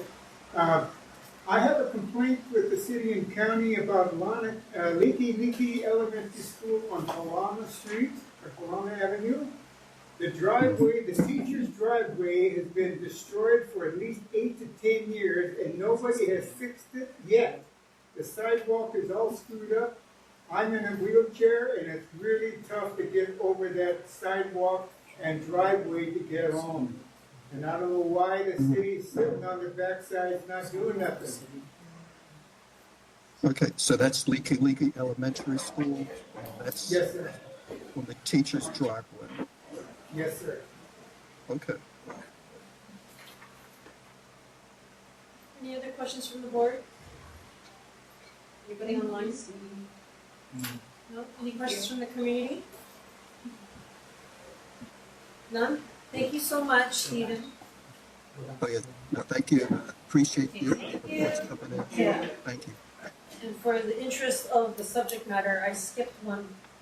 U.S. Army Garrison Hawaii Military Report, Selena Gentilowski. Thank you so much for your patience. Oh gosh, no problem. Thank you for having me. So I printed out my talking points, but I left them at my desk. No worries. So if I could just read it. Sure. And then I'll have to send you an updated version of these talking points because I don't have the correct date for the hiring fair. But I do want to point out that one of the biggest things that we have going on right now is the Army is going to be doing their annual training exercise. And they're inviting people from Malaysia, New Zealand, Indonesia, Thailand, the UK, Japan, Singapore, the Maldives, Australia, and Canada. So there's going to be an increase of people on the island. About 1,000 they're thinking. Most of that is going to be in the training areas, but you could probably see an increase of traffic, some maybe out in town, and an increase in noise if people live around that area. That's going to happen we're going to start movement the last couple weeks in September, and then the main exercise is the first 2 weeks of October. So I just want to give everybody a heads up. But that's it. Any questions? Any questions from the board? Any questions from the community? No?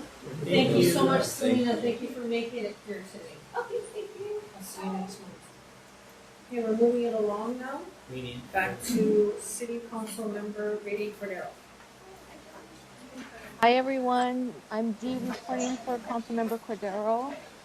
Hard copies of her report were distributed, and I have also pasted the link in the chat box for those attending online. Some of the things I'd like to highlight tonight on page 1 are the calendar of events and a brief update on the recent special meeting of the Committee on Planning and the Economy. On July 30th, the Council Committee on Planning and the Economy have a special meeting at Moanalua High School. The meeting focused on the primary urban center development plan for District 7, which includes areas listed on the report. This plan covers 5 city council districts and nearly 20 neighborhood boards. It guides zoning regulations and development from Kahala to Pro City. After the final community meeting in September, Bill 24 will be scheduled for a hearing. Community members are encouraged to reach out to their council member to work on amendments to this bill. The meeting can be viewed at the links listed on the report.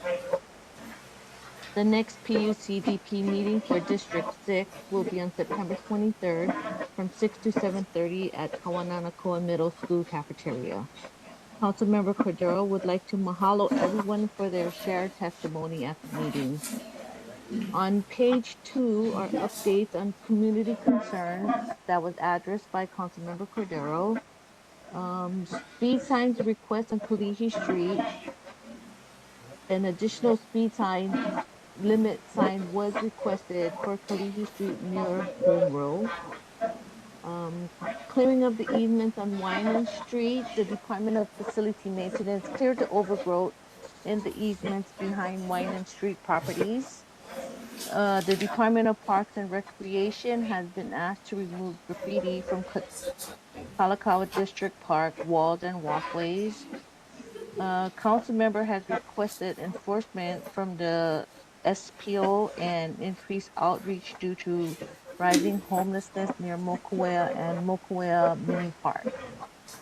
194 Kalihi Street property update. The abandoned house at 194 Kalihi Street was destroyed by fire. The partial owner is cleaning debris and resolving legal issues. Councilmember Cordero is waiting for further updates from the Department of Planning and Permitting, and we'll update you as soon as we get it. Also, everyone is invited to join us at the We Are Kalihi event on Saturday, August 24, from 10 to 2 at Kapalama Elementary School. A blood drive will also be available, and information on how to schedule an appointment is listed on the report. On the last page, HPD is hiring school traffic monitors. Details about the jobs are listed on the report. If interested, please reach out to Sergeant John Ishikawa at the email provided.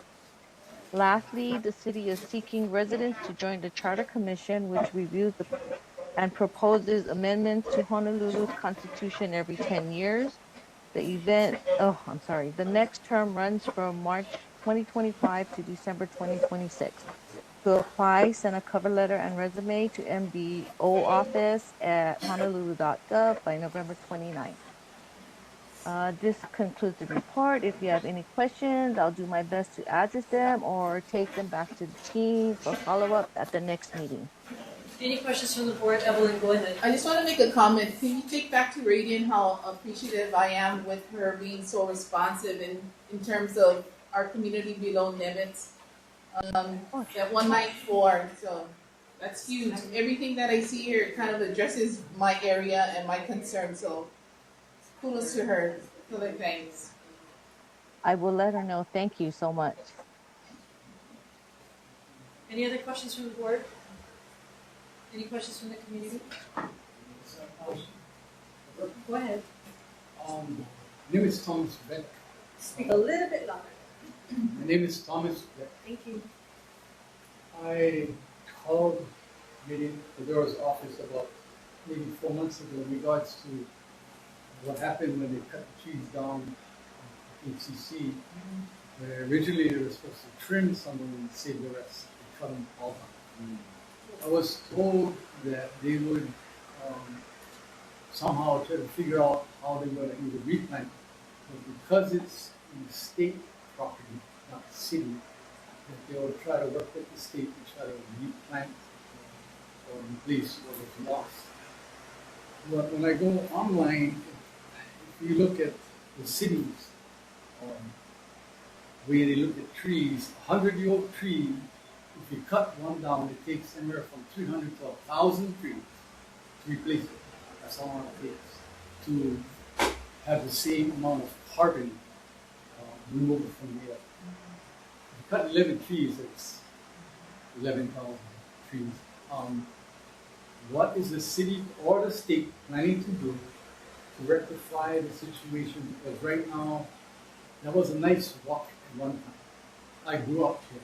I grew up in that area. And we used to walk in that area. It's horrendous now. It's hot. It looks terrible. Sadly. I understand that this is part of the process of building that, but I've never got an answer either from the state or the city on how they plan to plant more trees or where they're going to plant the trees. Would have an answer to that, please? Okay, I had a hard time understanding everything. So where are the trees? Where was it located? Where is this location at? Dillingham HCC, Honolulu Community College. Dillingham HCC, Honolulu Community College area. The trees that were removed, the question On the Mackay is, side. yeah, on the Mackay side, the question is, what is the city or the state gonna do in order to repair that damage? You know, the trees were taken away, how is it gonna be replaced? Okay. Can I get a contact for you and Okay, then we thank you. We will be providing that, no problem. okay. Any other from the community? And I'll get back to you.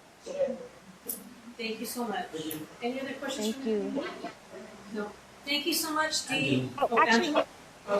Okay, yeah. Angela, sorry. Go ahead. 3 minutes. Okay, I was just gonna ask about Sorry, 1.5. hello, Radiant's office. I was just wondering about Auntie Pua and the Pu'uhale Elementary School. If it's appropriate for me to ask about a Clean Water Heroes booth, since that's something that the office is super active in. And it's okay, you don't have to get back to me. We can chat, DM online or whatever. Okay, thanks. Okay, yeah. Thank you, because I have a hard time understanding. No problem. We're gonna move forward. We're Okay. moving on. Thank you so much, Dee. See you next month. Councilmember Tyler Dos Santos, Tam. Aloha, this is Lynn Robinson for Councilmember Dos Santos Tam. I have a brief report. The link to Councilmember's newsletter is in the chat. You should have some hard copies there with you as well. And my contact information is also in the chat. Councilmember Dos Santos Tam has co-introduced a measure to create a 20-mile-per-hour speed limit category to apply the 20-mile-per-hour speed limit zone to school areas. The bill would establish a new 20-mile-per-hour speed limit with 25 miles per hour being the where the default is 25 miles per hour now.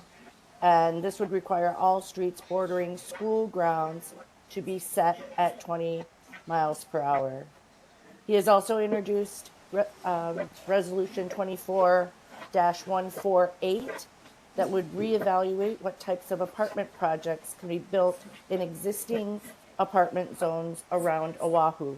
At present, Oahu's apartment zones are fairly restrictive, resulting in significant development pressures on single-family zone neighborhoods, ending up with monster homes and the creation of high-rise towers rather than small to medium-sized apartments. It is estimated that the changes contained in the resolution could result in the production of hundreds of new apartment units at a range of income levels, all within existing apartment zones. And I wanted to follow up at a chair's request. The HPD continues to monitor the speeding on Gulick Avenue from School Street to the freeway. They were out at the end of July with their LiDAR stalker speed laser, but are advising the community, if anyone witnesses speeding, I know that the car will speed by and it's not likely that they will get ticketed, have a citation in the moment, but calling 911 and reporting a non-emergency is important to call attention to the area. So we will continue to ask them to monitor, but if you're seeing areas in your communities where there's excessive speeding, those calls will help. Maybe if in the future we want a traffic study or to ask for some kind of speed mitigation measures. So with that, that's all I have. Does anyone have any questions for me to take back to the council member? I do. Again, this is for the Salvation Army that is on Vineyard Boulevard. Ryan Yoshimoto is the Divisional Director of Emergency Services and Safety. They're having some vagrant activities, people trying to break in, trying to damage the property, trying to steal stuff, fight the people that are there to service the community. Is there anything that can be done? I'll give you the information for you to contact them, but to please support them. They do support the community, so whatever we can do to support them through this. Yeah, so I would be happy to submit a request for investigation and service report detailing with any details that they have about specific incidences, and any photographic evidence would be excellent. And then we just ask for patrolling, right? And yes, for sure. I'm happy to help with that. Information, I'll give you the information now, if that's okay. Absolutely. Or in the chat. We'll put it in the chat. Sounds good. Okay, thank you so much then. Thank you for your support. Thank Any you, questions Chair. from the Of board? course. Any questions from the board? None? Any questions from the community? Hearing none, thank you so much. My pleasure. See you next month. And we're going to move along to state elected officials, 3 minutes each, starting with Carl Rhodes. Heyo, this is Jesse Faig with Senator Rhodes' office. He says hello. Unfortunately, he's not able to attend. Quick follow-up from last month's meeting. There was a concern raised about feral chickens at one of the elementary schools, Pu'uhale. Dre in the governor's office will talk more about this later. She was, as you know, is wonderful and has taken the lead on that specific concern. Senator is, will look at legislation to introduce in the spring, in January, that might either provide funding or programs. There was a law passed that was just enacted this past session, Act 185, that requires the Department of Ag to work, the State Department of Ag to work with the counties to implement feral chicken control programs. So we'll look to see what needs to be done more at the state level. But please do call if you have some feral chicken issues. He has been able to use a small amount of his legislative funds to address some feral chicken issues in the district. And then Senator, we submitted a very brief written report. A senator wants to just highlight or encourage folks to think about legislation for next session and reach out to our office sooner than later. If you have ideas, they don't have to be fully formed, or you don't have to have the bill written, but just let us know, and we were happy to work with any folks in the community on ideas. Any questions from the board? Jesse, I will be in contact with you. I believe we have a date and time. Yes, we do. Thank you, Chair. Any questions from the community? Hearing none, thank you so much, Jesse. I have a question, Chair. I'm sorry, go ahead, Angela. Oh, hey, Jesse. Hi, Noah. Hey, Senator Rhodes' office. I was just wondering, you responded last month in July, about the Clean Water Heroes booth. They're going to be reaching out, so I will just email you. That is fine, yes. Yes, feel free to email us about that. That's fine, Angela. Thank you for letting me know. Although, yeah, we were talking about feral chickens, but then there's also this other activity that can help with the community. And also, if you don't want to come with us, it's still a good resource to learn about. Yeah, thanks. Okay. Wonderful. Thank you for sharing. Okay. All right. Thank you so much, Jesse. Moving it along, Senator Donna Mercado-Kim. Hello, good evening. My name is Kathy, and I'm representing the Office of Senator Kim. Senator Kim's community report was distributed to the board by email last week. At this time, there is nothing more that we have to add to the report, so I'm available to take any questions and concerns back to the senator. Excellent. Any questions from the board? Any questions from the community? Hearing none, thank you so much. Thank you. Have a good evening. You too. Moving along, Senator Glenn Kai, or Representative. Nope, I'm here. I wanted to report on two things this evening. One is there's going to be a reset at Sand Island Park. Some of you may know there's been some pretty nasty activities going on there, particularly at night.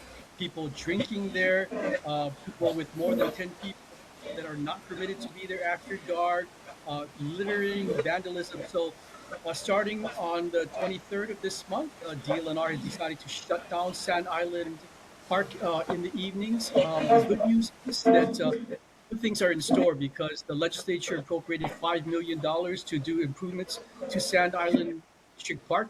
Two of the bigger things are they're going to build more shelters as well as a new pavilion there at the district park. So for the short term, you're not going to be able to have access there at night, but in the long term, it'll be better than ever in the near future.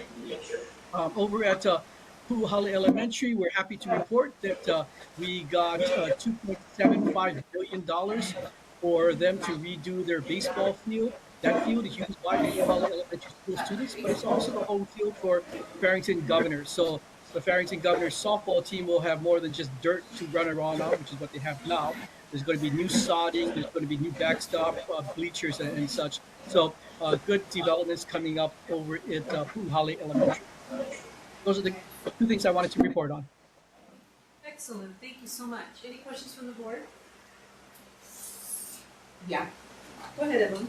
Hi, Glenn. Evelyn Cullen here.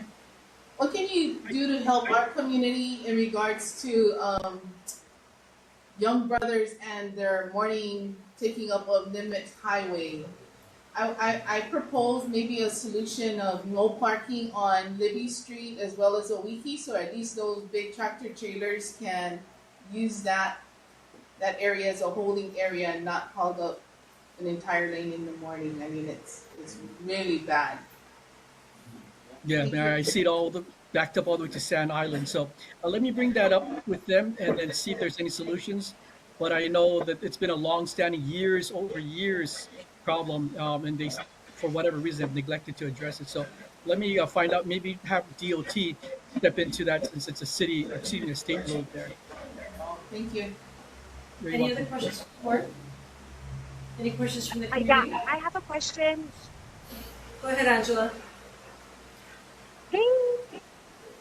I was just wondering, Senator Wakai, about the kids and the youth and the kikis in the community and that district. If they'd like to sign up to hear from Hawaii Children and Youth, which is a network of events, and they get to vote on important topics for next season for the proposals for Kiki Caucus. That's something that the students in your community, would they be interested in it? I think you should ask that to the principals of the various schools. I might be interested in it, but that might not be the same sentiment seen by, at least for elementary school students at Kalihi and Puhale. Oh, okay. Okay. Just one real quick one. Go ahead, Evelyn. Thanks, Glenn. This is Evelyn again. Thank you for the Sand Island thing. Appreciate you very much because it was my complaint that went in, and your office was the one that made it happen, and it was much needed. So thank you. Yeah, well, we all want to enjoy it, and if it's been taken over by vagrants, we got to figure out how to cleanse that place and make it better. Excellent. Thank you so much, Senator Wakai. You're welcome. Thanks for having me. Next up is Representative Daniel Holt. Okay, not here. Representative Sunny Ganavan. Kelly. Aloha, Hiahi Papo. My name is Kelly, and I'm the office manager of Representative Ganavan. I'm here in this space tonight, but it is a pleasure to be here with you all this evening. Just to jump right into it, the office was notified of 2 capital improvement project fund releases. August 1st, $5 million was released for the master planning, replacement of picnic shelters, and construction of a new pavilion at Sand Island State Recreation Area, just like Senator was kind of mentioned. Then on August 2nd, we received notice that $4.25 million was released in financial costs for the Oahu HR relocation at Oahu Harbor. Okay, so we have been working with the county to resolve issues previously and constituents who are complaining that they're having issues with private road ownership and the right to tow unauthorized vehicles. So we have been working with members Cordero's office, and he was able to investigate further into my contact with the Department of Customer Services and the Department of Design and Construction. We want to find out what was the question. Stanley Street and South Lane have always been privately owned, and ultimately landowners want to hire private towing services. They may also seek an attorney to better understand their rights and possible actions. Or homeowners can come together to decide on a community agreement or set of rules regarding vehicle parking. If people have a difficult time identifying the landowners, we have to do it contact avoid their Representative Gannon wants to invite everyone to join us at the year to celebrate us event that will be at Saturday from 10 to 2. There will also be a blood drive happening at Palama Elementary as well, at the Blood Mobile, is what we call it. That'll be happening from 9 to 10. Finally, about an event that we've got coming up that I think is really valuable. Here at the end of September, and there's some plans for this event. The final details will be available on Representative social media accounts and IL. At the same time, we also talk about and our area council members. All going to be about making our community a better, safer place and we love to hear about Kelly, we can't hear anything that you're telling us, unfortunately. I'm sorry. Oh my god. Did you not hear any of it? Majority, now we can hear you. Okay, go ahead. You don't have to go through everything again, just the ending part. Okay. Just the ending part. Yeah. I'm so sorry. All right. That's okay. So there is the We Are Kalihi Celebrating Us event this Saturday at Palama Elementary. That will be from 10 to 2. There will also be a blood drive happening at Palama Elementary at their Blood Mobile. That will be happening from 9 to 3. Appointments are necessary if you want to make a donation, so please be sure to sign up beforehand. And we also want to let you all know about a community resource fair that our office will be hosting at the end of September. We're still in the planning stage for this event, and the final details will be available on Representative Gannon's social media account, so please keep an eye out. At the same time, we will also be talking about street safety, both from the Department of Transportation and our area council members. It's all going to be about making our community a better, safer place, and we love to hear your thoughts and concerns. All right. Thank you so much, Kelly. Any questions from the board? Any questions from the community? Thank you so much, Kelly. Okay, we're going to move along with Governor Josh Green, Representative Driana.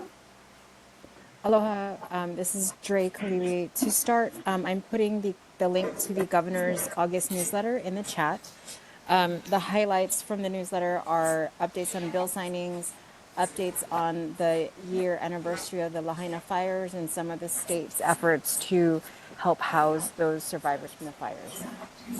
The other update that I have is in response to community concerns that were raised last month about Pu'uhale Elementary School.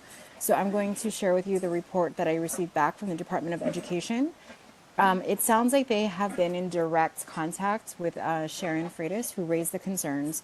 But for the benefit of the neighborhood board, here's the update. So there was a concern raised about homeless individuals feeding cats on Kanakanui Lane. That is between the campus fence line and Nimitz Highway. So that area, the Kanakanui Street Lane, is actually DOT property, and the highways division sends crews out to do homeless sweeps and to prevent encampments from being established in that area. And the school does monitor the fence line for security purposes during and after the school day, and they do have overnight security present. So that is the response from DOE. Also, there is a concern raised about deceased animals, human and animal waste, and odors and litter on the school grounds. And DOE responds that the school's custodial team monitors the campus daily for these issues and cleans regularly, but has not been able to confirm or corroborate the reports of deceased animals, waste, odors, and litter. Another concern is about a chicken coop and disease that may be caused from the feral chickens. Photos were shared with DOE of wooden structures on the campus that were identified mistakenly as a chicken coop. So those structures were identified as a past student project, but are not a chicken coop or any other housing for feral chickens. The last concern had to do with trespassing. And so DOE has identified various sections of HRS that they use to prohibit and enforce issues regarding trespassing and loitering on school grounds and other matters related to criminal trespass. So DOE also concludes their report by indicating that Sharon Freitas has presented these complaints directly to the school, and Principal Feliciano from Pu'uhale Elementary has met with the various legislators from the area, as well as Ms. Freitas, to correct and address some of the concerns that were raised. So that is the report I received from DOE. If there are follow-up questions, I'm happy to relay them. I just don't know that I'll be able to answer them if they're beyond what DOE has shared with me. Thank you, Dre. I do have a question. Sure, go ahead. I am interested in having it further reinforced and more protection for the school, like a gate or a fence to be extended, for there to be a study around in and around that area to make sure that there is no misunderstandings moving forward to allow such a situation to have occurred in the first place. Okay, I will relay that, and if there's a response or report. Thank you. Evelyn? Hi, Evelyn Cullen. I did notice that Pu'uhale School in the surrounding area has improved a lot. The grass has been cut on the sidewalk as well as the fence line, and all the trash that littered Kanakanui Street has been picked up. My only concern will be if it is something that's being monitored by the school and or DOT. So it's not just a one-time event, but an ongoing thing that's being monitored and incorporated into the school custodial time to address. And yes, I do see a lot of feral chickens on campus as well as feral cats. So Sharon Freitas is not far from the truth, but I must say that her complaint did shake up the school community. Thank you. So I will take that back to DOE, but for the monitoring of the homeless area, so that is in Highways Kuleana, and so they do regular sweeps of the area. So if I can go back and see if they have a regular schedule and report back next month. Yeah, they mostly block the gate though. Who's in charge of the gate? Is that DOT or is that the school? The gate to the school property is the school, but Kanakanui itself is Highways. Okay. Thank you. Any other questions from the board? Any questions? Yeah, I do. Okay, go ahead, Angela. Okay. Thank you, Governor's Office. I was just wondering about the Pu'uhale Elementary School also. Thank you for your diligence. And although this is a city council community development block grant, which funds the community gardens, how much control does the state have school system to try to ask for something like that to activate the empty parcel so that there's less undesirable activity such as homeless and crime? So that's a question that I'll need to take back to DOE about ownership of that vacant property. That's not something that I can answer tonight. Oh, okay. Thank you. Yeah, Dre, I wanted to emphasize to thank DOE, principals, the staff, the teachers, all the staff that works at all the schools for Hawaii, for the keiki, and for the community. Everyone works so hard, so please extend that big mahalo to all of DOE. Okay, and we're gonna move along. Thank you so much. Go ahead. I'm sorry, we have one more question. Good evening, my name is Thomas Beck. Question I have actually is 3 questions in regards to what happened in Plano. Everybody knows that there's a possibility that there's going to be a settlement for lives lost. However, I didn't hear the governor say anything about how they plan to help either the Department of Natural Resources or Maui Fire Department replace damaged or destroyed equipment. Secondly, he says that he's going to do the best to protect them. Is the current state fire marshal position filled?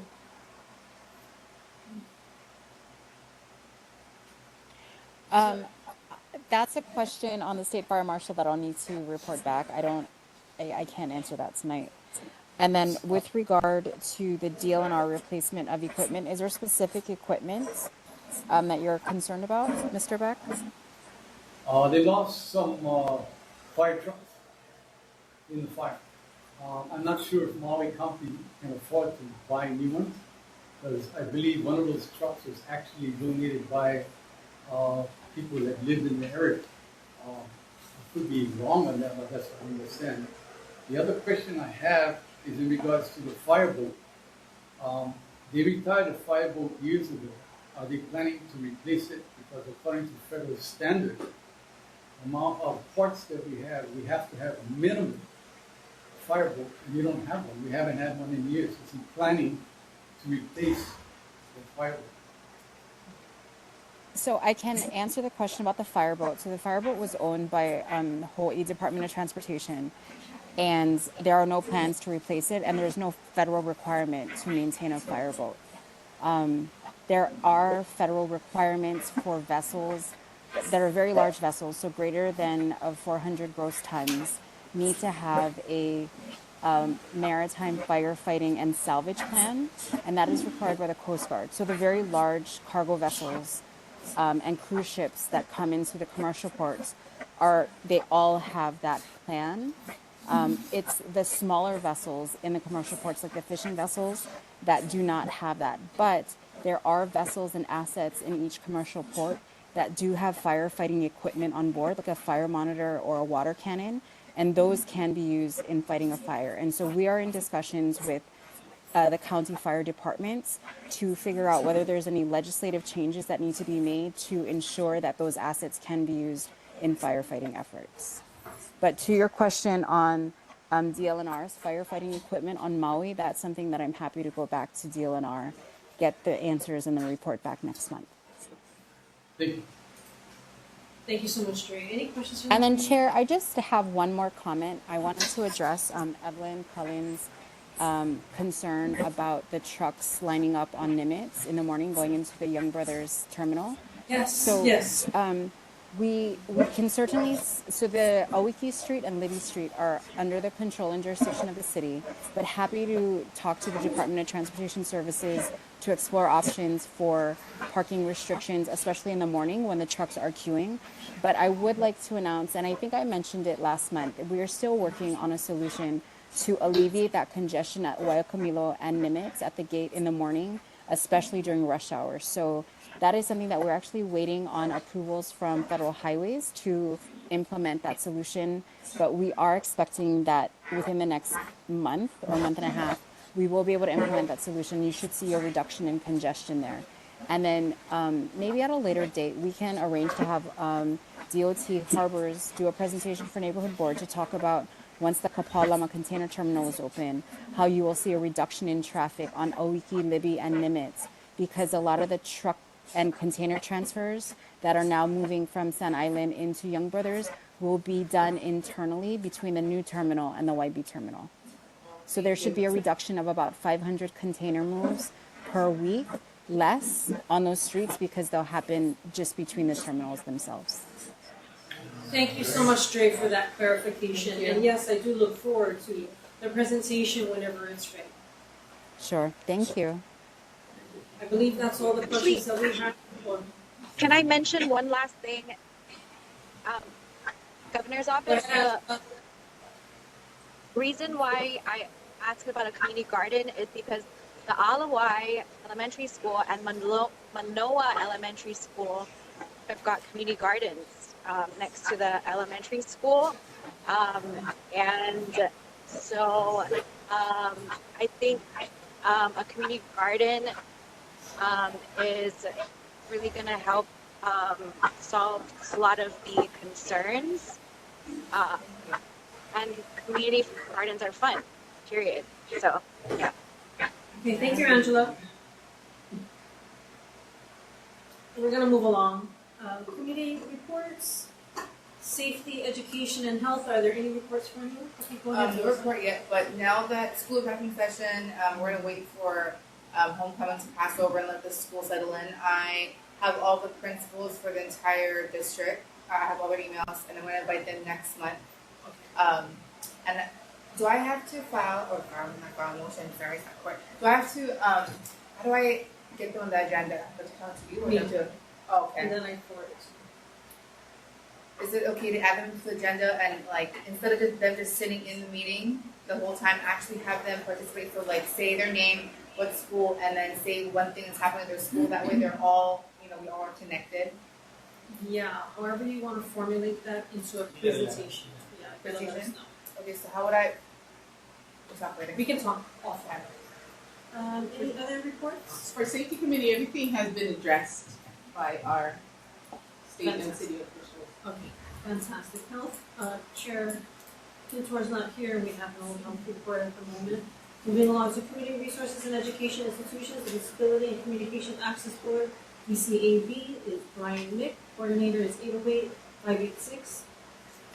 8131, please visit the website. Announcements. The next Community Palama Neighborhood Board number 15 meeting is scheduled to be on Wednesday, September 18th, 2024 at 7 p.m. The Community Palama Neighborhood Board number 15 recordings can be seen on Onello, channel 49, or at the website at the following times: first Monday of each month or at 9 p.m.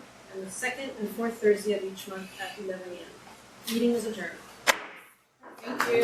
Great meeting. Bye. Good job, Chair. Good job. Thank you. Oh, yeah.